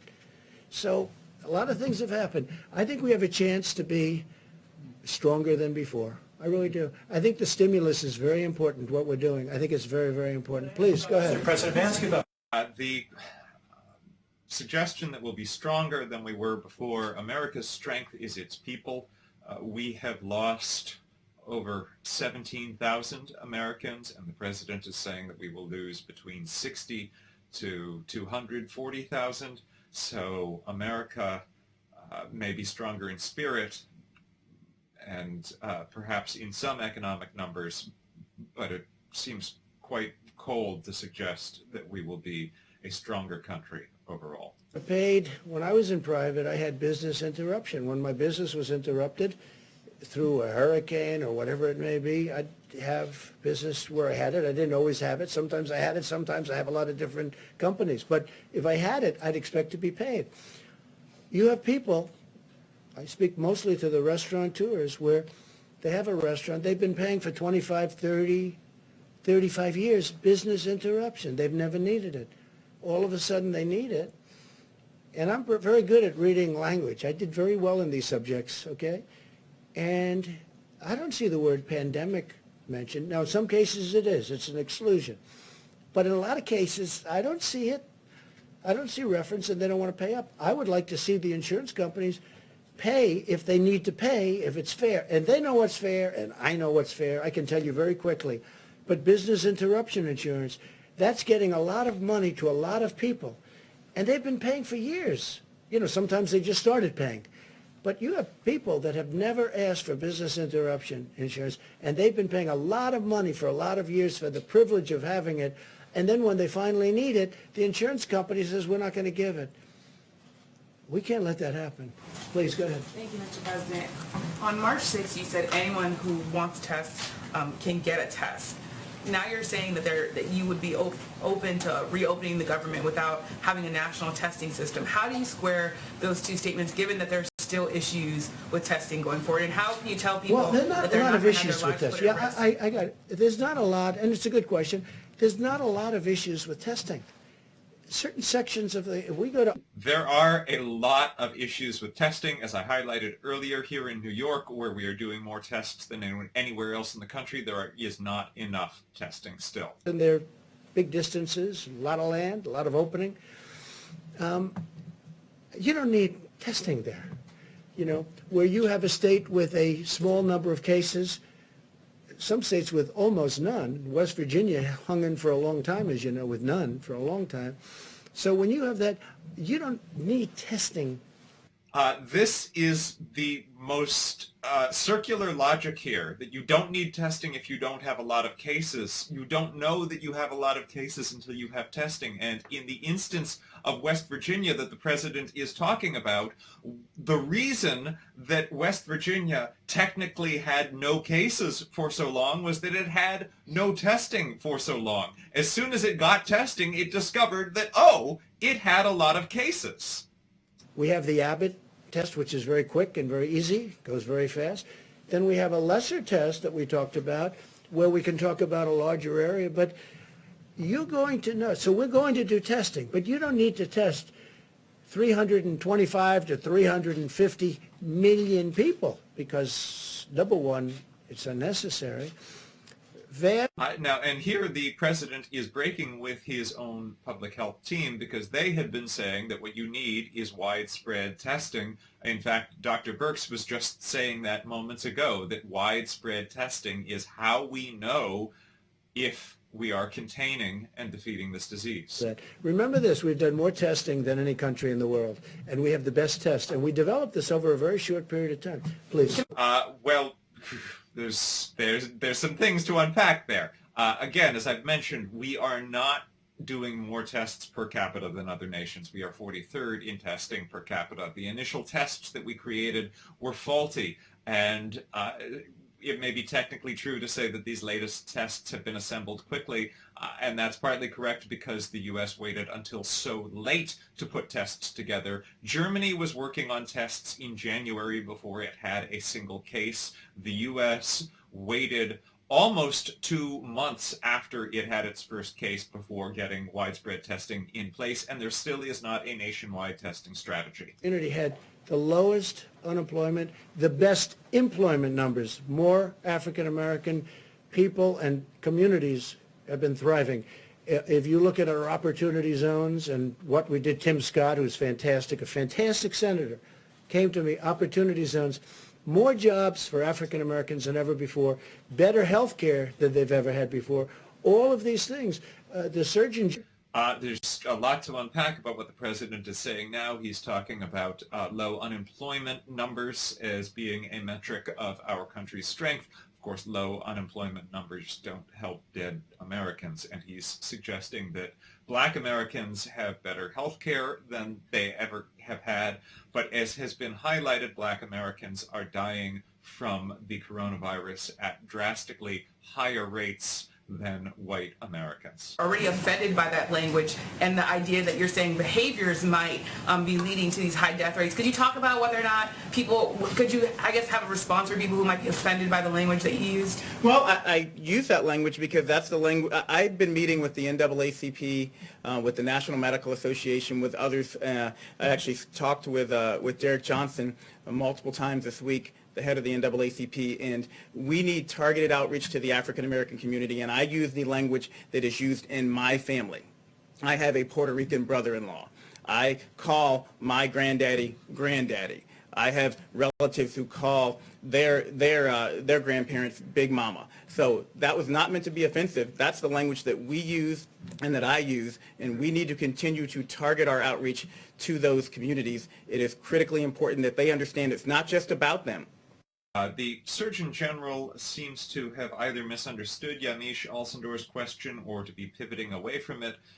She had asked whether it is offensive to suggest that the reasons that black Americans are suffering higher mortality rates from the coronavirus is due to behavior that they undertake as opposed to existing systemic medical inequities. That was my interpretation of her question, and Jerome Adams appears to be interpreting it as that she had taken offense at his use of the term granddaddy. All Americans need to avoid these substances at all times. I put out a smoking cessation report in January. I put out an advisory against youth and pregnant women using marijuana last year, and that was not directed towards any one race. That's everybody needs to do everything they can to be as healthy as possible at this critical time. Dr. Fauci, would you add anything? Yeah, I think you said it perfectly, Jerome. Thank you. Would you like to add anything to it? Because you are really, you expressed it very beautifully before. No, I mean, Jerome, you did it beautifully. I can't do it any better than that. And I know Jerome personally, and I can just testify that he made not even a hint of being offensive at all with that comment. I thought that was appropriate. Thanks. And I can tell you, Jerome has done a fantastic job, our Surgeon General. I just hope nobody steals him and he goes to one of these big companies for a fortune. Don't leave us. Now, Dr. Fauci has been more explicit in stating that the problems that are causing Black Americans to die at such higher rates from the coronavirus are related to ongoing systemic racial injustice in our society that contributes to worse medical outcomes across the board, and he has specifically spoken to the fact that even once the coronavirus is defeated, it is imperative that those systemic injustices also be addressed. But a lot of people worry about it in terms of a person's freedom. We're going to take a look at that, a very strong look at it. We'll let you know pretty soon. And I have another Brand question. new, yes, please. So can you explain why it is appropriate in the middle of a pandemic to be talking about cutting or eliminating funding for the World Health Organization? Well, we're going to talk about the WHO next week in great detail. I didn't want to do it today, Good Friday. I didn't want to do it before Easter. I also didn't want to do it before we have all the facts. But over the years, many years, we've been paying them from $300 to $500 and even more $1 million a year. China's been paying them less than 40 over the years. So we're paying them more than 10 times more than China. And they are very, very China-centric, as I said during the week, China-centric. China always seems to get the better of the argument. And I don't like that. I really don't like that. I don't think that's appropriate. I don't think it's fair to the American people. And, you know, I tell that to President Xi. I tell that to Dr. Tedros. The president has had a remarkably shifting set of views on China and its role in this pandemic. Initially, President Trump repeatedly praised China's response to COVID-19, saying that the government handled it, quote, really well, and that China did, quote, a very good job. And then he went on to label it as the Chinese virus. Now he has backed away from that, but he has begun attacking the World Health Organization for being too positive toward China. 100, 401, different amounts, different years. And they're at 40, 38, 36, 35, 32, 31. No, but you have to ask yourself that question. And then the answer always turns out to be in China's favor. Well, I have the same thing with the world trade. Isn't it interesting? World trade. So we have World Health and we have World Trade. So we have the World Trade Organization. And until I came along, we were losing cases, so many cases, it was ridiculous. We were always losing these cases, I mean, almost every case. And now we're winning cases. We just won $7 billion because they know I'm not going to put up with it. China has been unbelievably taken advantage of us and other countries. You know, for instance, they're considered a developing nation. I said, well, then make us a developing nation, too. They get big advantages because they're a developing nation. India, a developing nation. The United States is the big developed nation. Well, we have plenty of development to do, okay? And now we're winning cases because they know that if we're not treated fairly, I'm going to pull out. Now, you never heard this before because nobody ever talked about the World Trade Organization, but the World Trade Organization has... It is simply not true to say that nobody ever talked about the World Trade Organization before. Also, the president was just now claiming that we contribute $500 million a year to the World Health Organization. It is actually about $57 million a year. So the president's got that wrong. Position, meaning numbers of judges. So we'd have a minority number of judges. I said, how do you win with a minority number of judges? But all of a sudden we're winning. And the reason we're winning is they know if they don't treat us properly, and we won $7 billion just this very recently, and the money is pouring in. And we won other cases too. We won a lot of cases. But you know from covering it, I know you know, that the United States was taken advantage of by the World Trade Organization. And by the way, speaking of China, if you look at the history of China, it was only since they went into the World Trade Organization that they became a rocket ship with their economy. They were flatlined for years and years, frankly, for many, many decades. And it was only when they came into the World Trade Organization that they became a rocket ship because they took advantage of all the rules. I'm not even blaming them. I'm saying how stupid were the people that stood here and allowed it to happen. The president is again calling his predecessors stupid. He's also misrepresenting China's economy, suggesting that China had a terrible economy until it entered the until it entered the World Trade Organization, and then it began taking off. It actually entered the World Trade Organization because it was taking off. There's a lot that's being gotten wrong here. And to those states that have. Well, I have a lot of confidence in Ron DeSantis, a lot of faith in Ron DeSantis to make the right decision. He's doing a great job as governor. Ron DeSantis, I had read where he's thinking about opening up the schools earlier than the date, the end of the month. I'd have to look at the numbers. But again, I like to allow governors to make decisions without overruling them, because from a constitutional standpoint, that's the way it should be done. The president keeps making weird assertions about the Constitution, suggesting that he cannot use emergency powers to encourage states, to direct states to issue stay-at-home orders. This is the same president who said that he could declare a state of the emergency to redirect funding toward building of the wall without Congress's appropriation. His grasp of the Constitution does not seem to be especially strong. He's talking about leaving it up to governors, allowing for more freedom.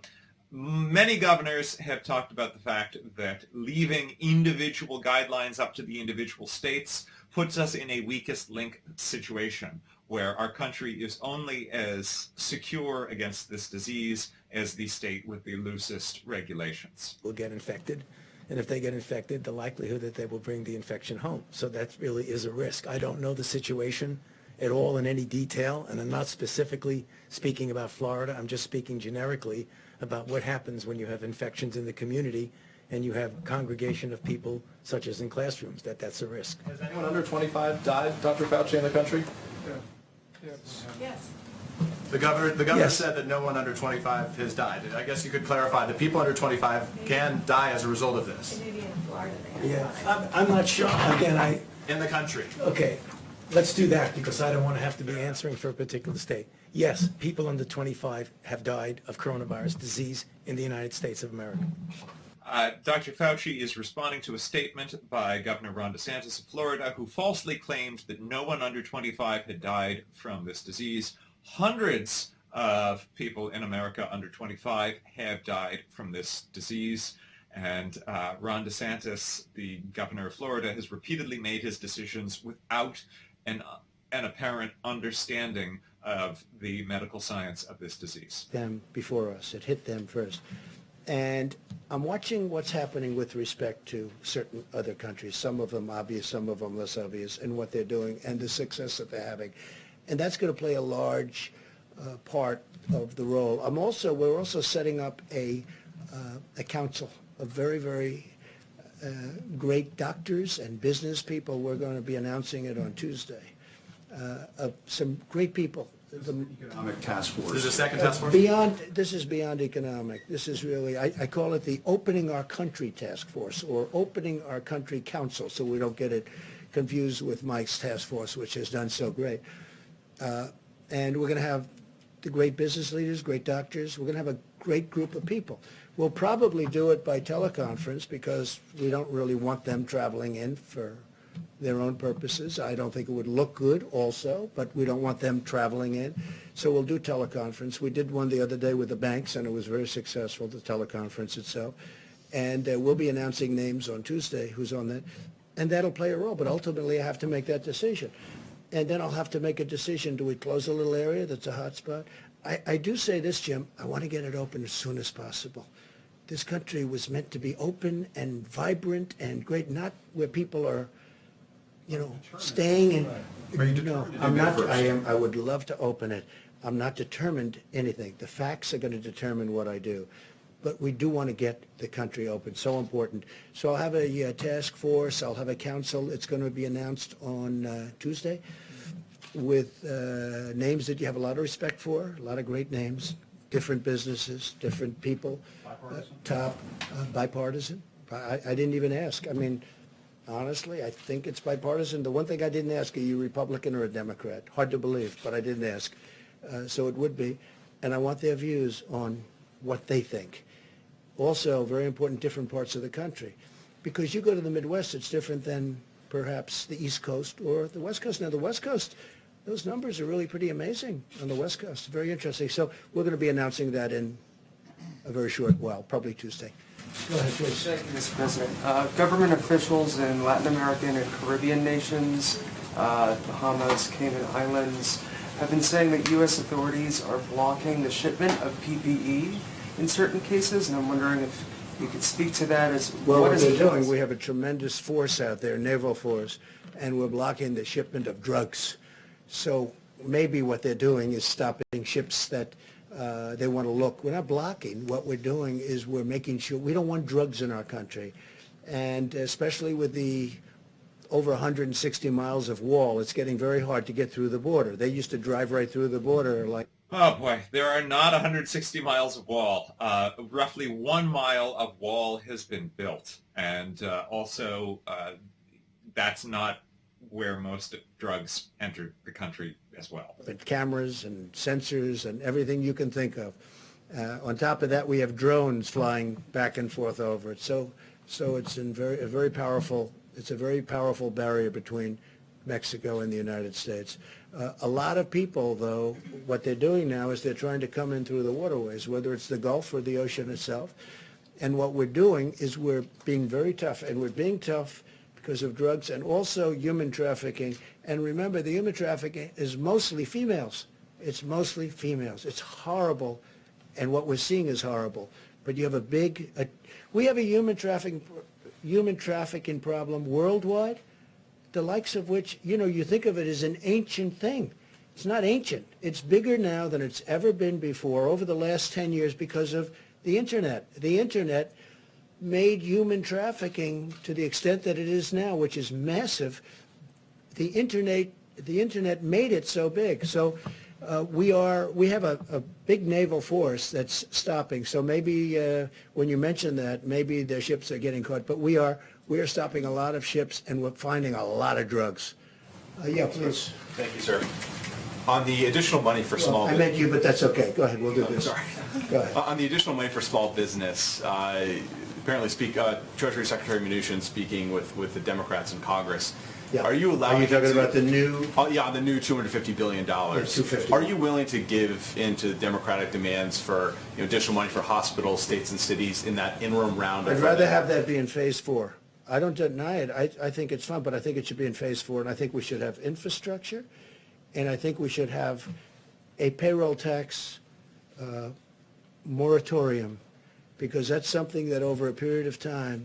I really want to point out what it is that the president's saying here. So the president has asked for another $250 billion for businesses, and Democrats are on board with that, but they say it must be paired with an equal amount for hospitals and to support state and local governments in the fight against the pandemic. President Trump is insisting that hospitals and state and local governments will have to wait. Things, because look, the hospitals need help. You see what they've gone through. And the states need help. Some states in particular need help. They need big help.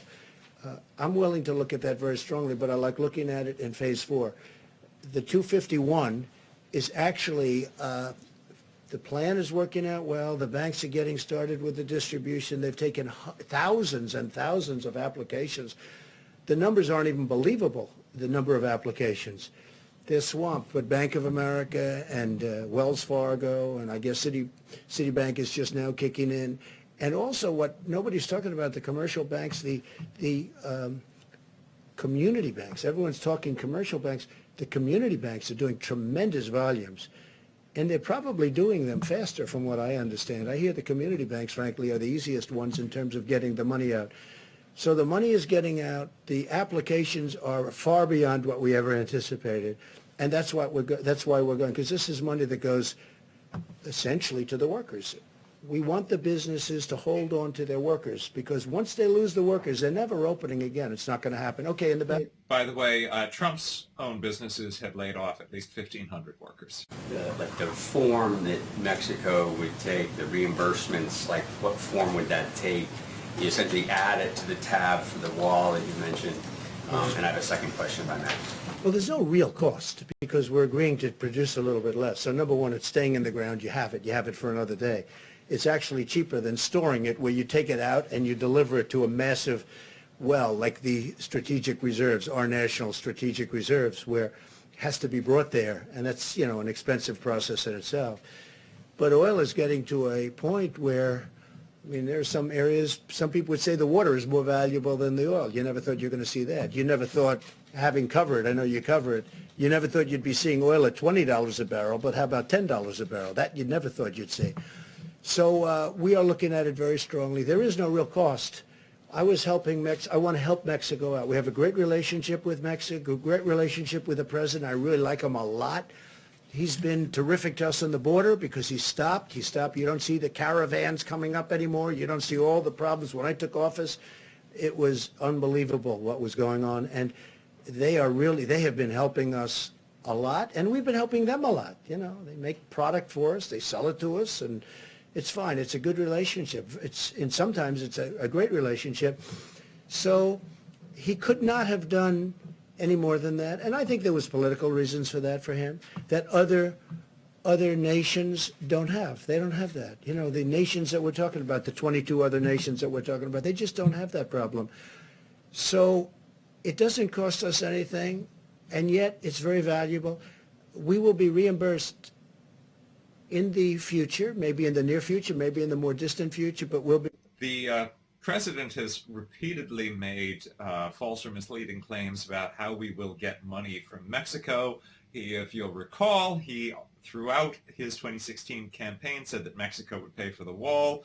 Then he shut down the government to try to make U.S. taxpayers pay for the wall instead. And then later he said that Mexico would reimburse us for the wall after we made it. One must take his suggestions about when and how Mexico will pay us for what with a very large pillar of salt. Taken advantage of the United States for 30 years, okay? I mentioned the World Trade Organization. China has taken advantage of us through that and using rules that are unfair to the United States, and this should have never been allowed to happen. When China joined and was allowed to join under those circumstances, the World Trade Organization, that was a very bad day for the United States because they had rules and regulations that were far different and far easier than our rules and regulations. Plus, they took advantage of them down to the last, and you know China and you study China, and you know what I mean. They took advantage of them like very few people would even think to take advantage of them. And again, they are considered, right, a developing nation. We are not considered a developing nation. They're given advantages. Okay. For many years, China has ripped off the United States. And then I came along. And right now, as you know, China's paying 25%, and we've taken in billions and billions and billions of dollars in tariffs from China. This is not true. This is not true. I don't know how many ways to say this is not true. President Trump repeatedly claims that we are taking billions of dollars in tariff payments from China. I don't know if he's knowingly lying or if he does not understand what tariffs are, but that is not how they work. Tariffs on Chinese goods are not paid by China. They are paid by U.S. importers, and typically the cost is then passed on to consumers. China is not paying us money on these tariffs on Chinese goods. 1 year, 16. I was able to give them back to 12 and then give them back to 16, the farmers. And they weren't targeted, and they're all in business. Now we're doing it because they got targeted in a different way.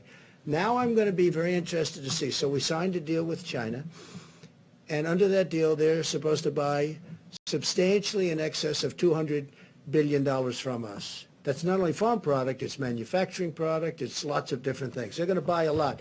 I just want to see if they live up to that deal. I know President Xi. I would say he would live up to the deal. But remember this, I never took off the tariff. It's still 25%. That's a big 25% of $250 billion. So for the first time, and you saw also, now again, I'm going before the virus hit, because that's sort of like, that's like, let's start all over again. Okay? I can't tell you that yet, because that chapter hasn't been written yet. But go up a few weeks ago, the deficit with the United States and China was coming way down. Nobody's seen that. Nobody's ever seen that before. But the deficit has come way down. So now we start a new chapter. And I can only tell you, if a smart person is standing where I'm standing, we're going to do very well with China. Okay? And I think it's, I have to also say this, I think our relationship and having the relationship I have with China is a good thing. But for the first time, we're benefiting instead of being the sucker that could, that got taken advantage for years. Nobody. I said to China, how did this ever happen? I got to know him very well. I said to him, representatives of China at the top level, you know who I'm talking about. I say, how did this ever happen? Now, when the president talks about China taking advantage of us, it's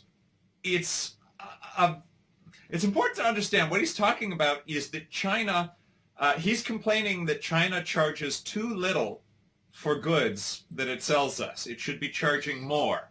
And this trade deficit is because we purchase more goods from China because they're cheap than they purchase from us. When have you ever gone to a store and thought that someone was taking advantage of you because they were charging too little? Us, a year deficit with China. Now I'm charging them tariffs. And it's very interesting. A lot of people... He's not charging them tariffs. He's charging us tariffs. Tariffs on Chinese goods are paid for by Americans, not by China. I gave them. Now, I give them a lot of credit, okay? I give them a lot of credit. They did it. But you know what? We made it a hell of a lot easier. We gave them a fortune. Go ahead. How about you in the back? Yes. Thank you, Mr. President. I'm Deborah Saunders with the Las Vegas Review-Journal, and I'm here today as the print reporter, the print board. So I'd like to ask you a question and then ask a question from one of the reporters who couldn't be here because of social distancing. Go ahead. Thank you. A little louder, please. Thank you. I was wondering if you have been tested for antibodies, if you've taken the antibody Have I been test. tested for? Yes. Not that I know of. I've had some tests.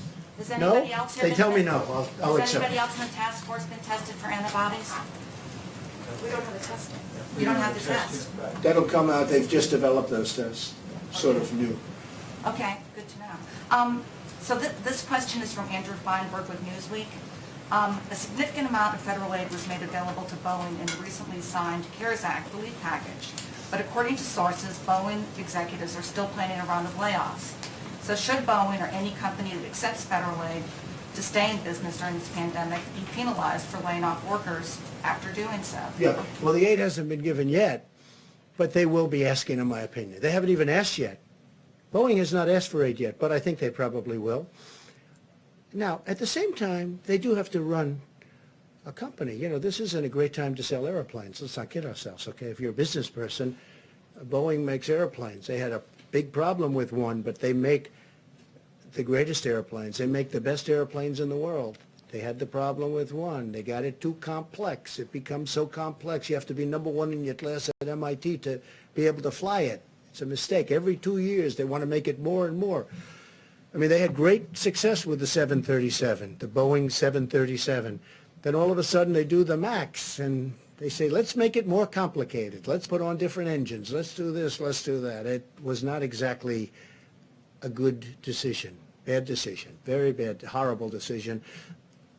Number one, human lives, and number two, horrible's what's happened to the company. Here's a company, from a business standpoint, was like probably the greatest company in the world, in my opinion. I think it amounts to 1% of GDP. Some people say it's a half. I think it's 1. But here's one of the greatest companies anywhere in the world, maybe the greatest. And boom. Now, on top of what happened there with the 2 planes, and they say they have that fixed. That's good. They say they have it fixed undisputably. In fact, somebody said, they gave me something. I said, you should say it that way. They said, sir, this is now the safest airplane in the air. I said, that's what you should say. That's a very good statement. It's the safest airplane in the air. That's a very good statement. You should use it. I said, by the way, you're changing the name? But whether you do or not, you should use that. But he said that. A Boeing person said to me, it's the safest airplane in the air. That's a great thing. But we know they're going to need help. Now, does that mean they're going to need help and they should keep people that they absolutely don't need? That business is a very cyclical business, like many businesses, frankly. So that determination hasn't made. They have not spoken to us yet. I think they will be. Maybe they won't need help. That'll be great. Look, Boeing made so much money. Who would have thought they could have made all of those planes that are parked all over the place? In many cases, I guess payments not made. But who would have thought they could do that and they're still a solvent company? Okay? I mean, what a tragic thing happened in numerous ways, but also economically. So when they see us, making sure that Boeing is strong again is very, very powerful and very important, and we'll do whatever is necessary to do. Please. Thank you. A quick one. Now, I want to point out that Trump was downplaying his own role in the disasters of the Boeing 737 MAX. Boeing's safety efforts were hindered by a couple of things. First of all, the head of the FAA had no acting head. There was no acting head of the FAA for a long time because, like many security positions, President Trump left it empty. There was a period of time where he was trying to get his own personal pilot, the person who'd fly him around in the Trump jet, as to become the head of the FAA. And then also, in between crashes of the Boeing 737 MAX, Boeing was seeking to make an upgrade to the software involved, but needed FAA approval, and that got delayed by Trump's 35-day government shutdown. So while there is a lot of blame to go around, and most of it belongs to Boeing, part of it belongs to Trump and his management of the FAA and the federal government as a whole. About 300%. But he's a great guy. He was a great guy before, and I think people see what he's been through. What he's been through is incredible. And they say a big turn. So let's see what happens. Let's hope. If I may, where do you see the use of something like immunity certificates or documents or passports when we get to immunity certificates? Once we get to antibody testing, whether this will be a useful way. Well, I see a lot of different things. We're going to be very careful for who comes into the country. Look, my opposition party wants to have open borders. This is a case where Democrats are not asking for open borders, seeking a path to citizenship for people who are here and are part of the existing community, and seeking to not rip children away from their parents at the border is not the same thing as wanting open borders. One of the learning points, we learned something about borders. We need borders. The country needs borders to be a great country. And I think this is a great point. Go ahead. Do you have something else? Yeah, I wasn't just thinking about for borders. I just thought for ordinary Americans who are currently stuck at home, if they're tested for antibodies, it turns out they've had the disease and therefore shouldn't be infected again. Some sort of documentation that would allow them to go back to work safely. You mean once they get better? Yeah, or people who might not And by the way, so the president was asked a medical question about how will we know when people are safe from the disease, and he pivoted to an answer about Democrats and open borders. Nobody's told me yet if it's for a year, if it's for 2 years, or if it's for a lifetime. Like chicken pox. They say if you have chicken pox, you have immunity. They say for a lifetime. I hope that's true. But nobody's actually told me with certainty, maybe because they don't know yet. You don't know yet. Because it's new. You know, this came upon us. Nobody knew. They do know you have it for a period of time. And it's strong for a period of time. they don't know. That's hence the antibodies that we're making. I saw somebody who was really sick, and he got better. A young person, relatively young person, 35, and physically fit, you know, and he got better. He made it, barely, but he made it. His first thing that he did when he was better is, I want to give whatever I can give to help other people, because nobody should go through it. It's a tough thing. So we don't know yet how long, if you'd like to add anything to that, but we don't know yet, is it a year? It will be a year, but is it more than a year? And only time is going to tell, okay? Thank you. One more question. Go ahead, try one more. Will you have governors, mayors, members of Congress on the Open the Country Council that you talked about? Yeah, I think so. I think we're going to put some governors. I've gained great respect for governors, both Republican and Democrat. I've actually become friends with some of the Democrat governors that I wouldn't have really had the privilege of getting to know. And But President Trump has also suggested that governors were strategically lying, Democratic governors, that is, were strategically lying about the number of cases in their states to make him look bad. Sort of a cool name. From Louisiana, I have a very good relationship with him.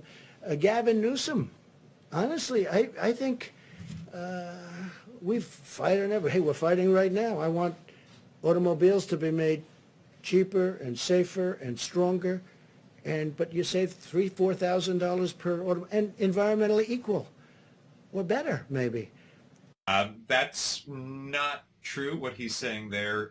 He is currently trying to prevent California from setting its own fuel efficiency standards, which is interesting because when it comes to an emergency, he says that he doesn't feel like he has the constitutional right to tell states that they have to urge people to stay at home. But when it comes to California trying to protect its own air in its state, he says that that he can override California's emission standards on vehicles. I want to put on both parties. I want to have some governors. I'm not going to have all of the governors, but I'd like to put some representative governors on the council. Yes, I would like to do that. Any to serve? Yes. I have. I've asked a couple of them. They've all said yes. So far, everyone said yes. I think everybody would like to be on that council. That's a very important council.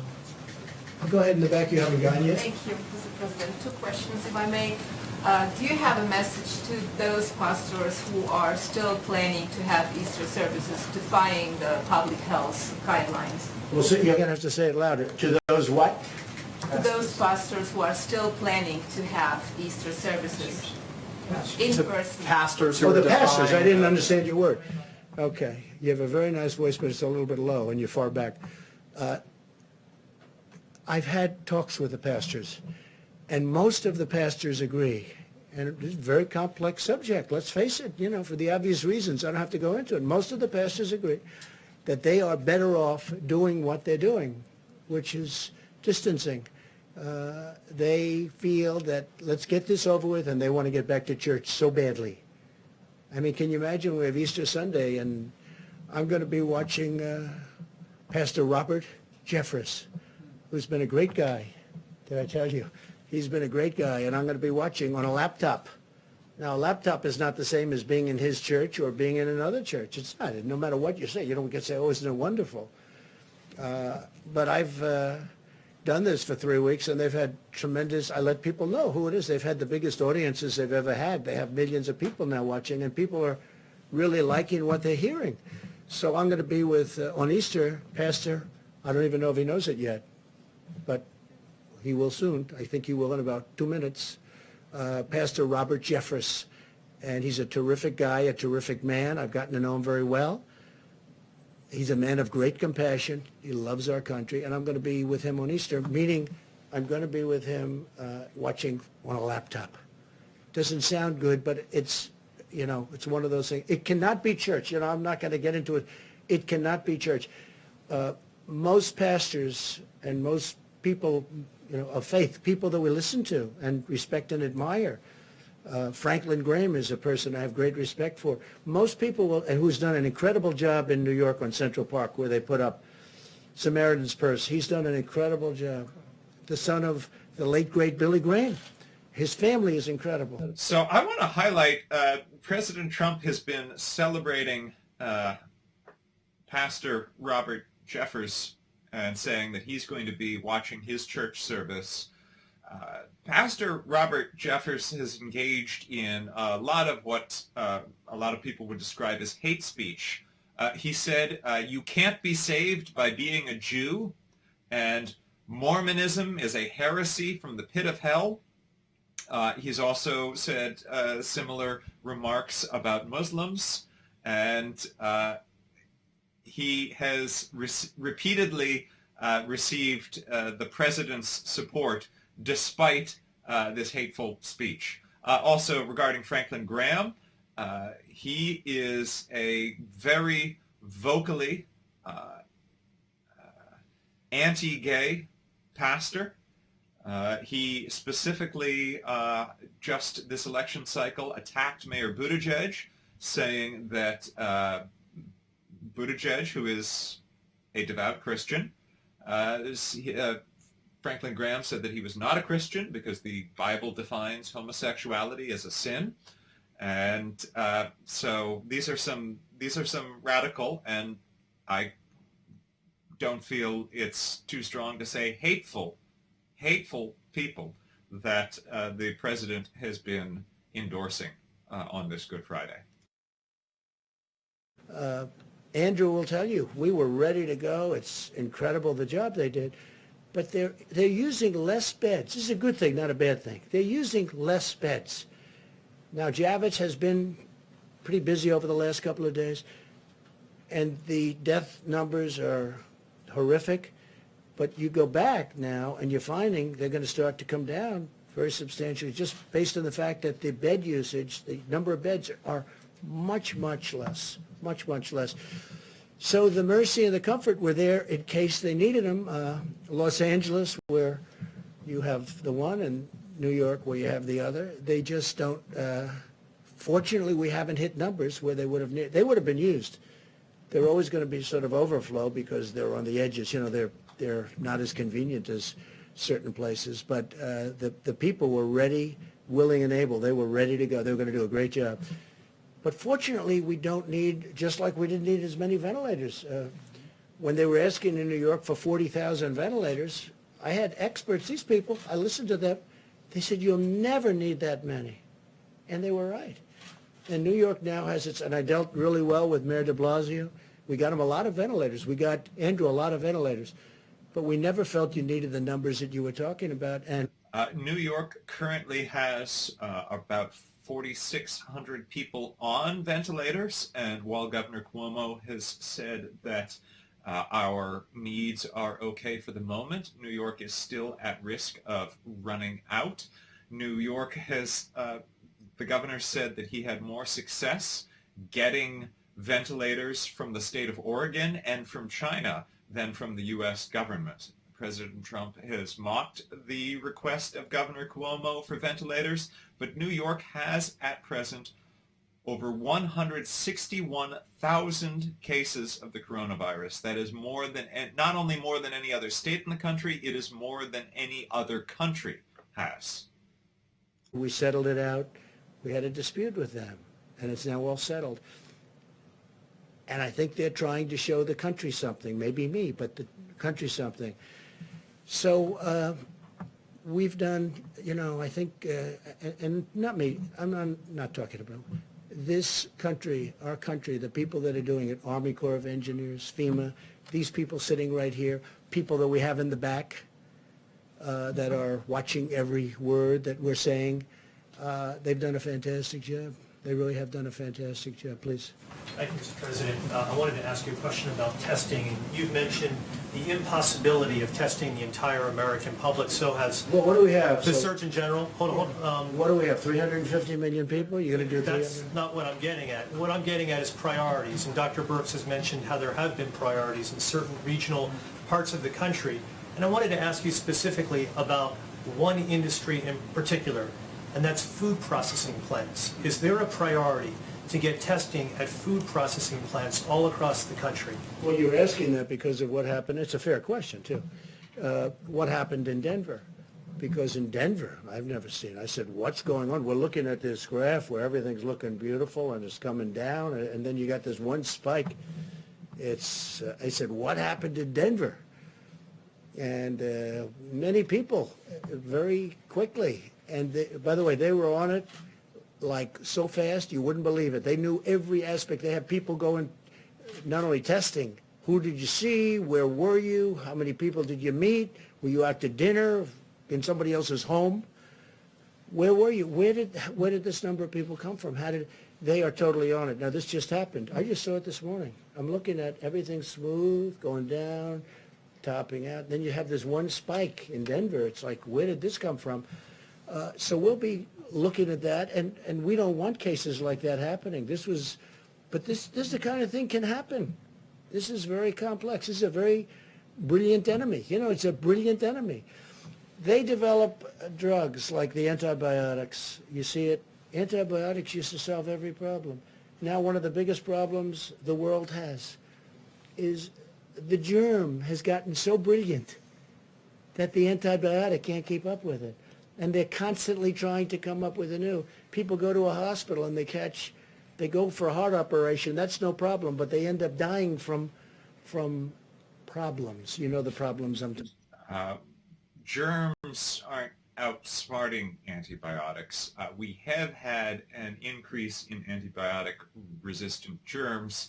That's a factor of evolution and adaptation and potentially overprescription of antibiotics, not the germs getting smarter. And they said Denver. I said, what happened in Denver? Because Denver was doing pretty well.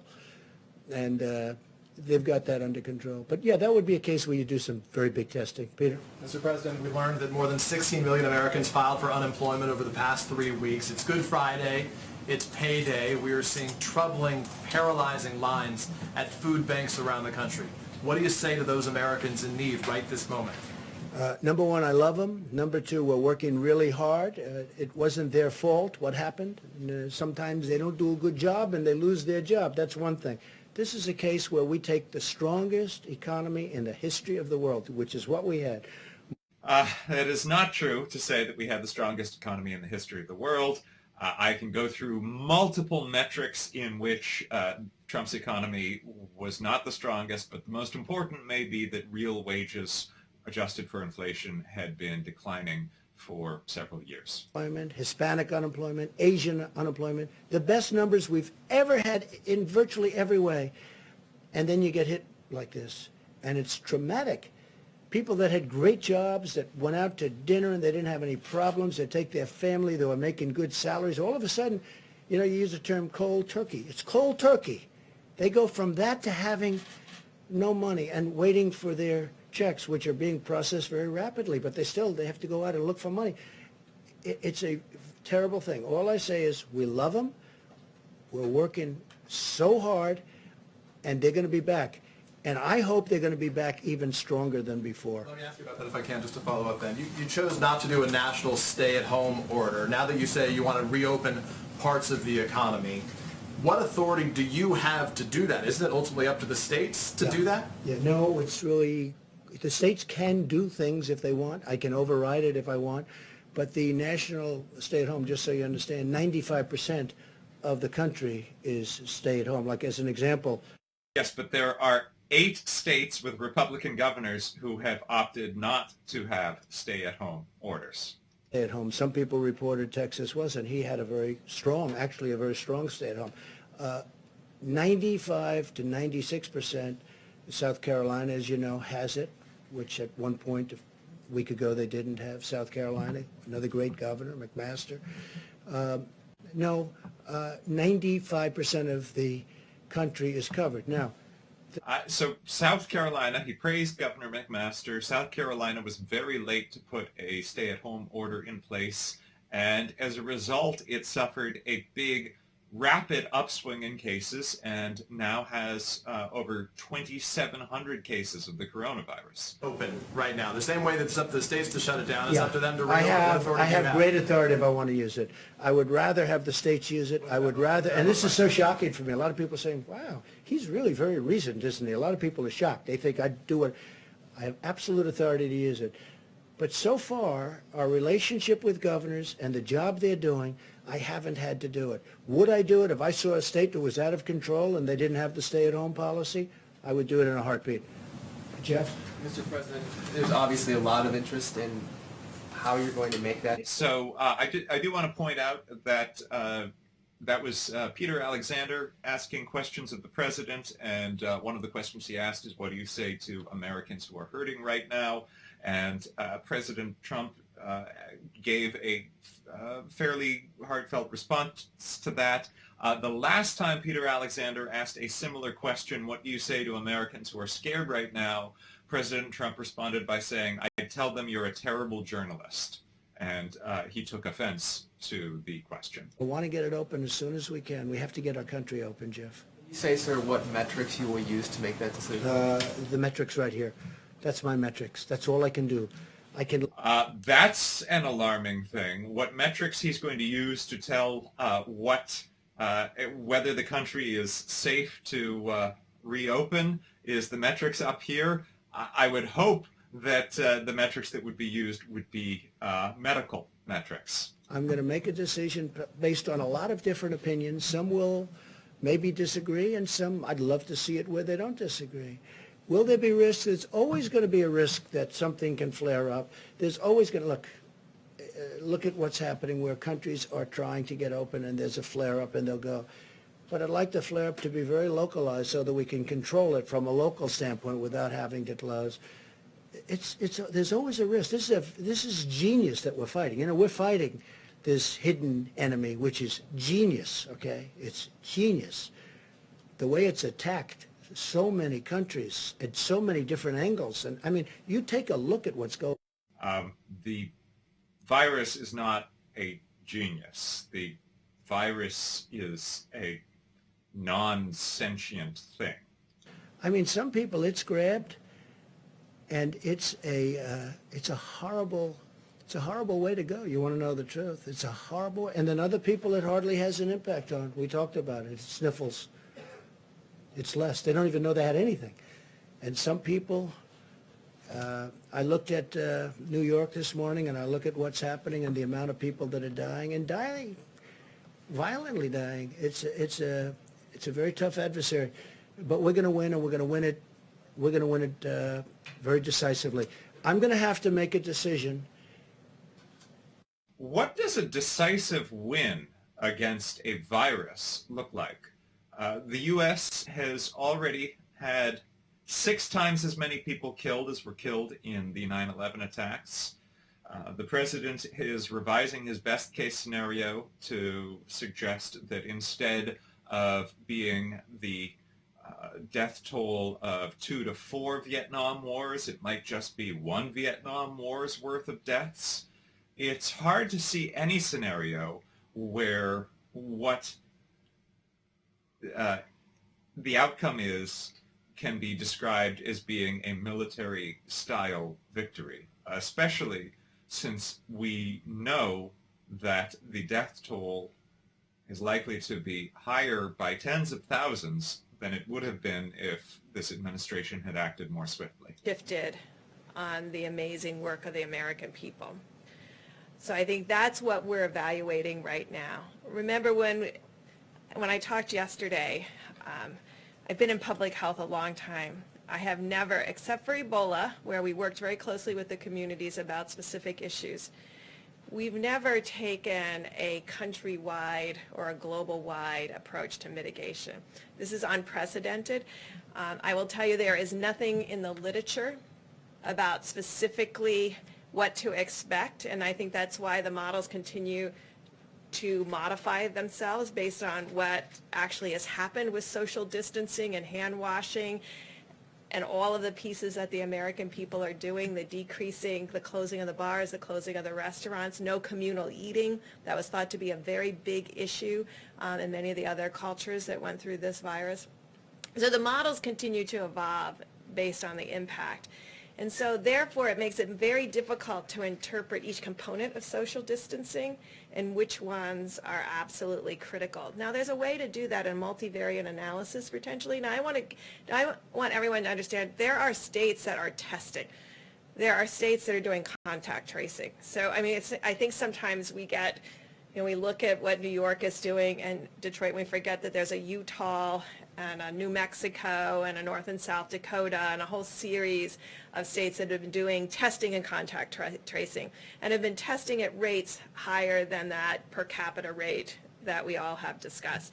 So we're looking at that. What did they do? Where are the most vulnerabilities? Where are the outbreaks most likely to occur? And that's why I've been talking about nursing homes, because we do believe that there's a relationship between age and seriousness of disease. Not to say that there can't be young people with serious disease, but proportionally, it's a smaller piece with serious disease.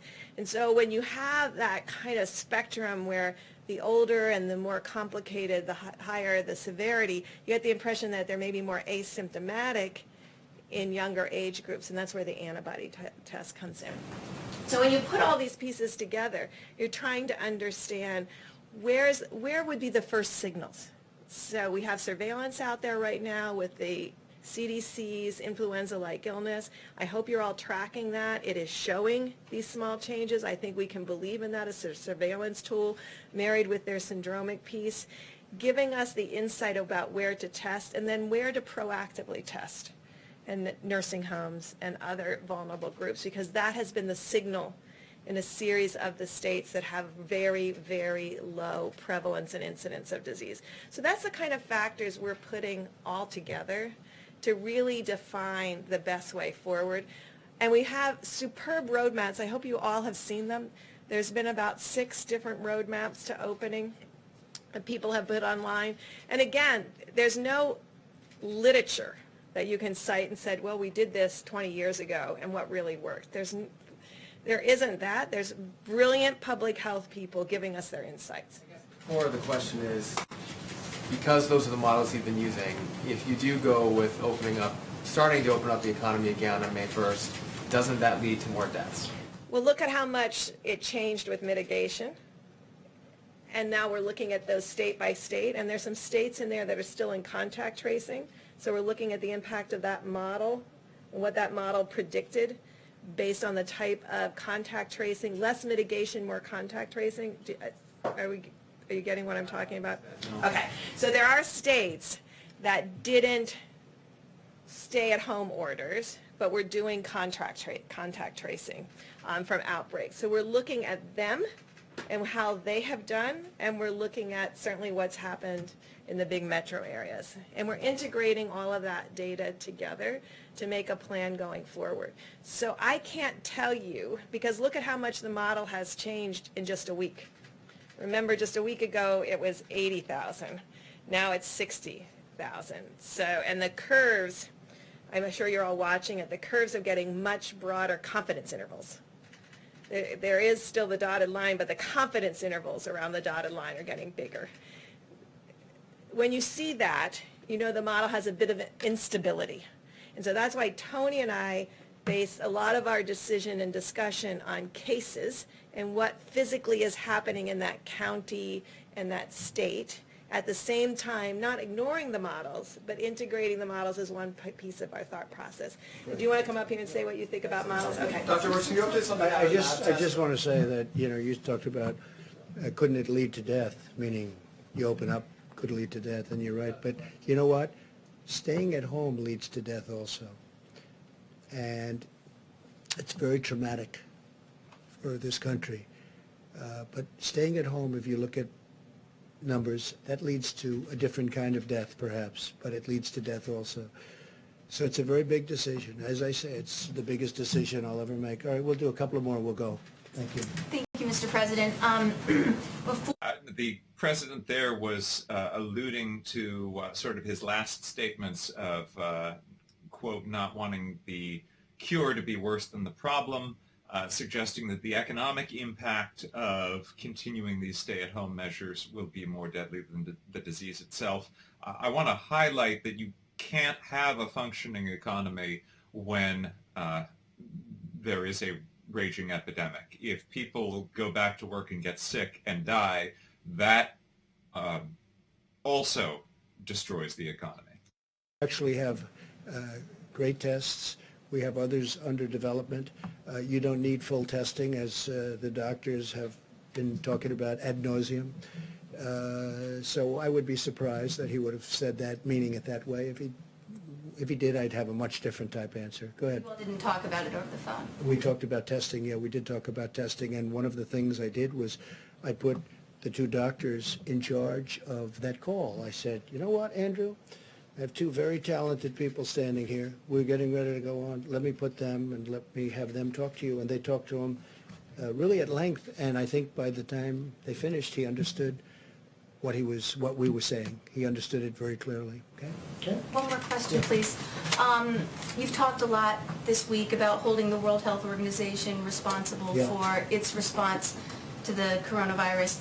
I'm curious if you've given any more thought to holding China financially responsible for the part that it played and the economic toll that it's taking on the American people. Yeah, I understand the question very well. Look, nobody has done to China or treated China as strongly as I have.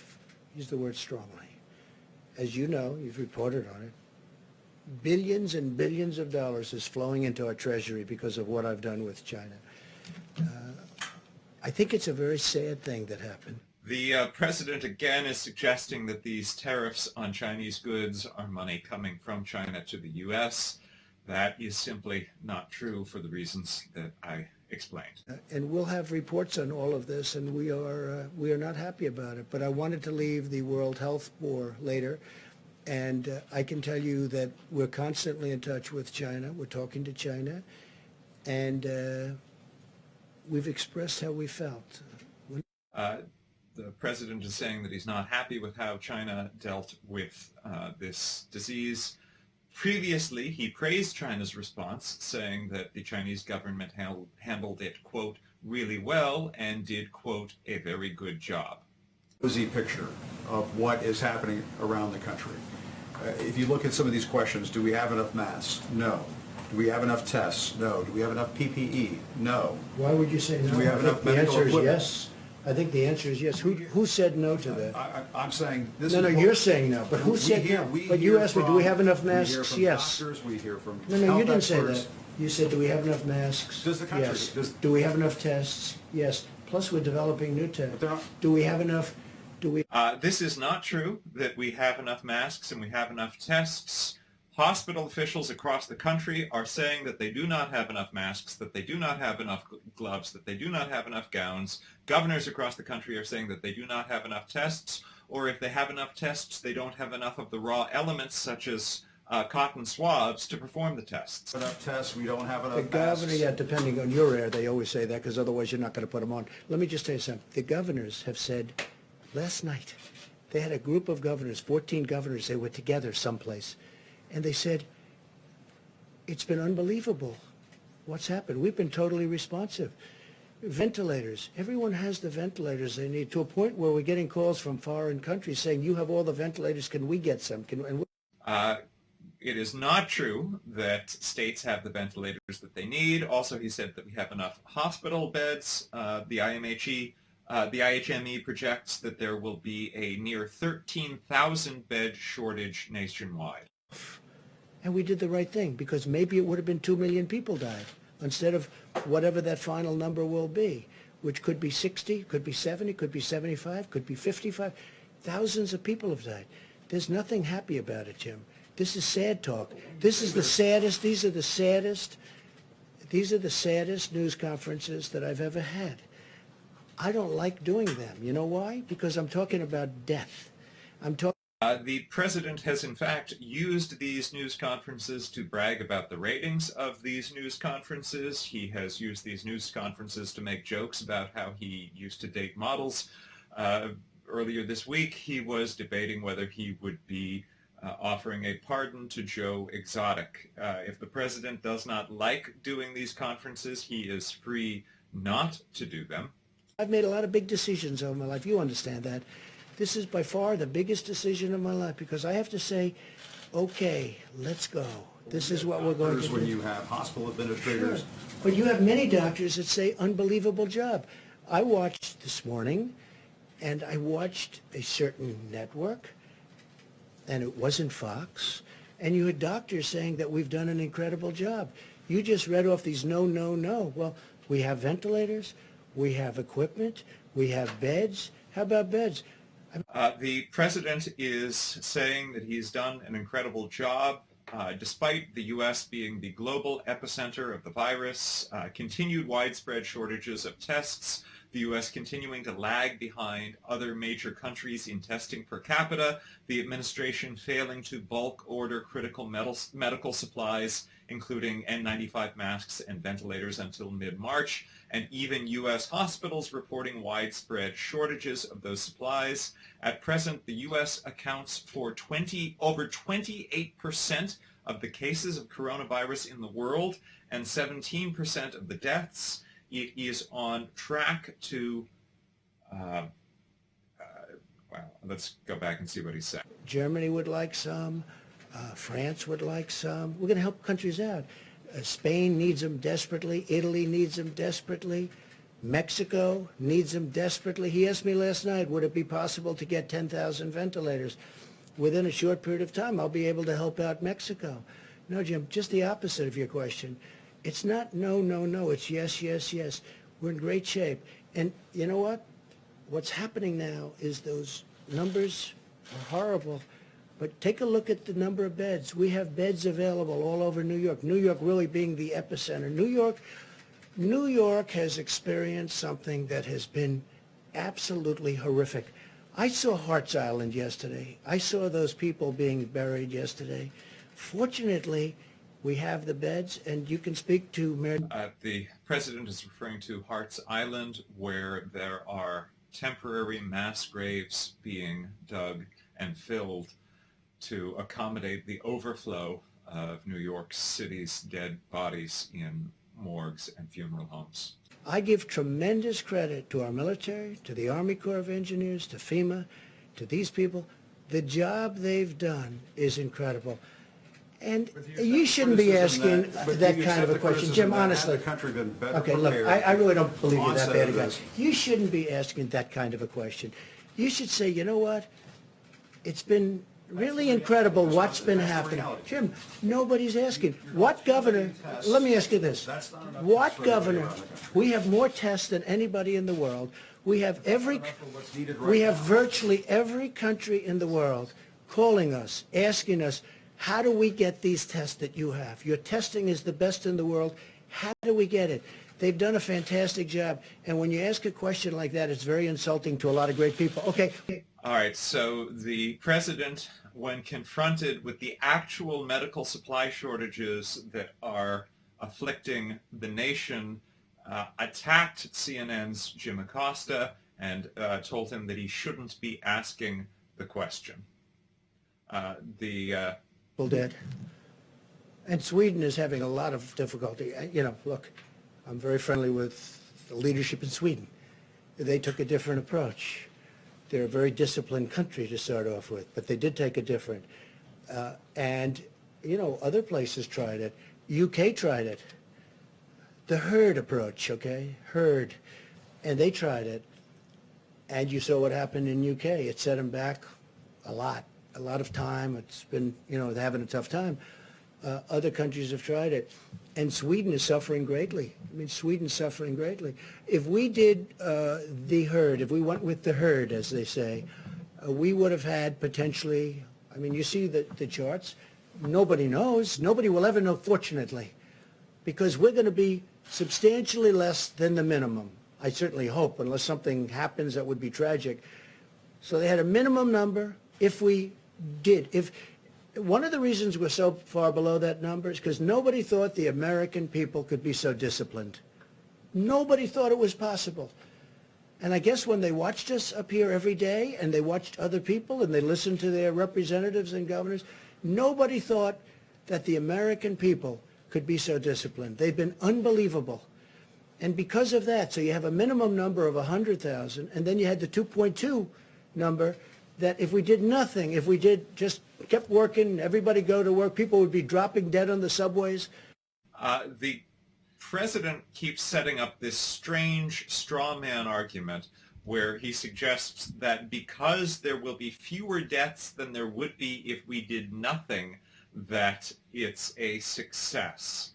And it is important to highlight again that to date, 6 times as many Americans have been killed by this virus as were killed by the 9/11 attacks. We are on pace to pace Italy for the number of deaths. When this is over, we are likely to have had more deaths than any other nation. And it is hard to separate that from the delayed response, the lost 70 days between when this administration was first alerted to this crisis and when it first began to take action. And I was a little surprised, and I watched it. They were going about, 2 weeks, and they said, we got to stop because they were going to have a whole country infected. So with all of that being said, we got to get back to work. We got to get our country open. But we could have lost 2 million people. We could have lost 1 million people. We could have lost 500,000 people. If we would have lost 500,000 people, now I'll say this also, from the standpoint of being president and vice president, and we're up there and we're doing that herd and we're going to bullet through it, do you honestly think people like Jim and yourself and other people Jeff, would have put up with it? As people are dying all over, they would have said, this man is crazy. Because the number... I want to point out that people are dying all over, and as the president alluded to, we have mass graves being dug on public land for temporary burials here in New York City. You just ride it right through. We would have lost potentially millions of people. Now, it would have been unsustainable. It would have been impossible to do. And the American people have been so disciplined. It's been my honor to be their president. I've said it before. I'll say it again. I'll say it always. It's been my great honor to have been their president. And I have a big decision coming up. And I only hope to God that it's the right decision. But it'll be based on the input from a lot of very talented people, very smart people, and people that love our country. Thank you all very much. Thank you. Thank you. So there goes President Trump. We'll see if the rest of it looks like the rest of the team is leaving as well. So that was the Good Friday Coronavirus Task Force briefing. Things that we learned today. We learned that the president has named his Opening Our Country Council, and he will be giving us new details on that soon. That is supposedly going to be a council that mixes doctors and other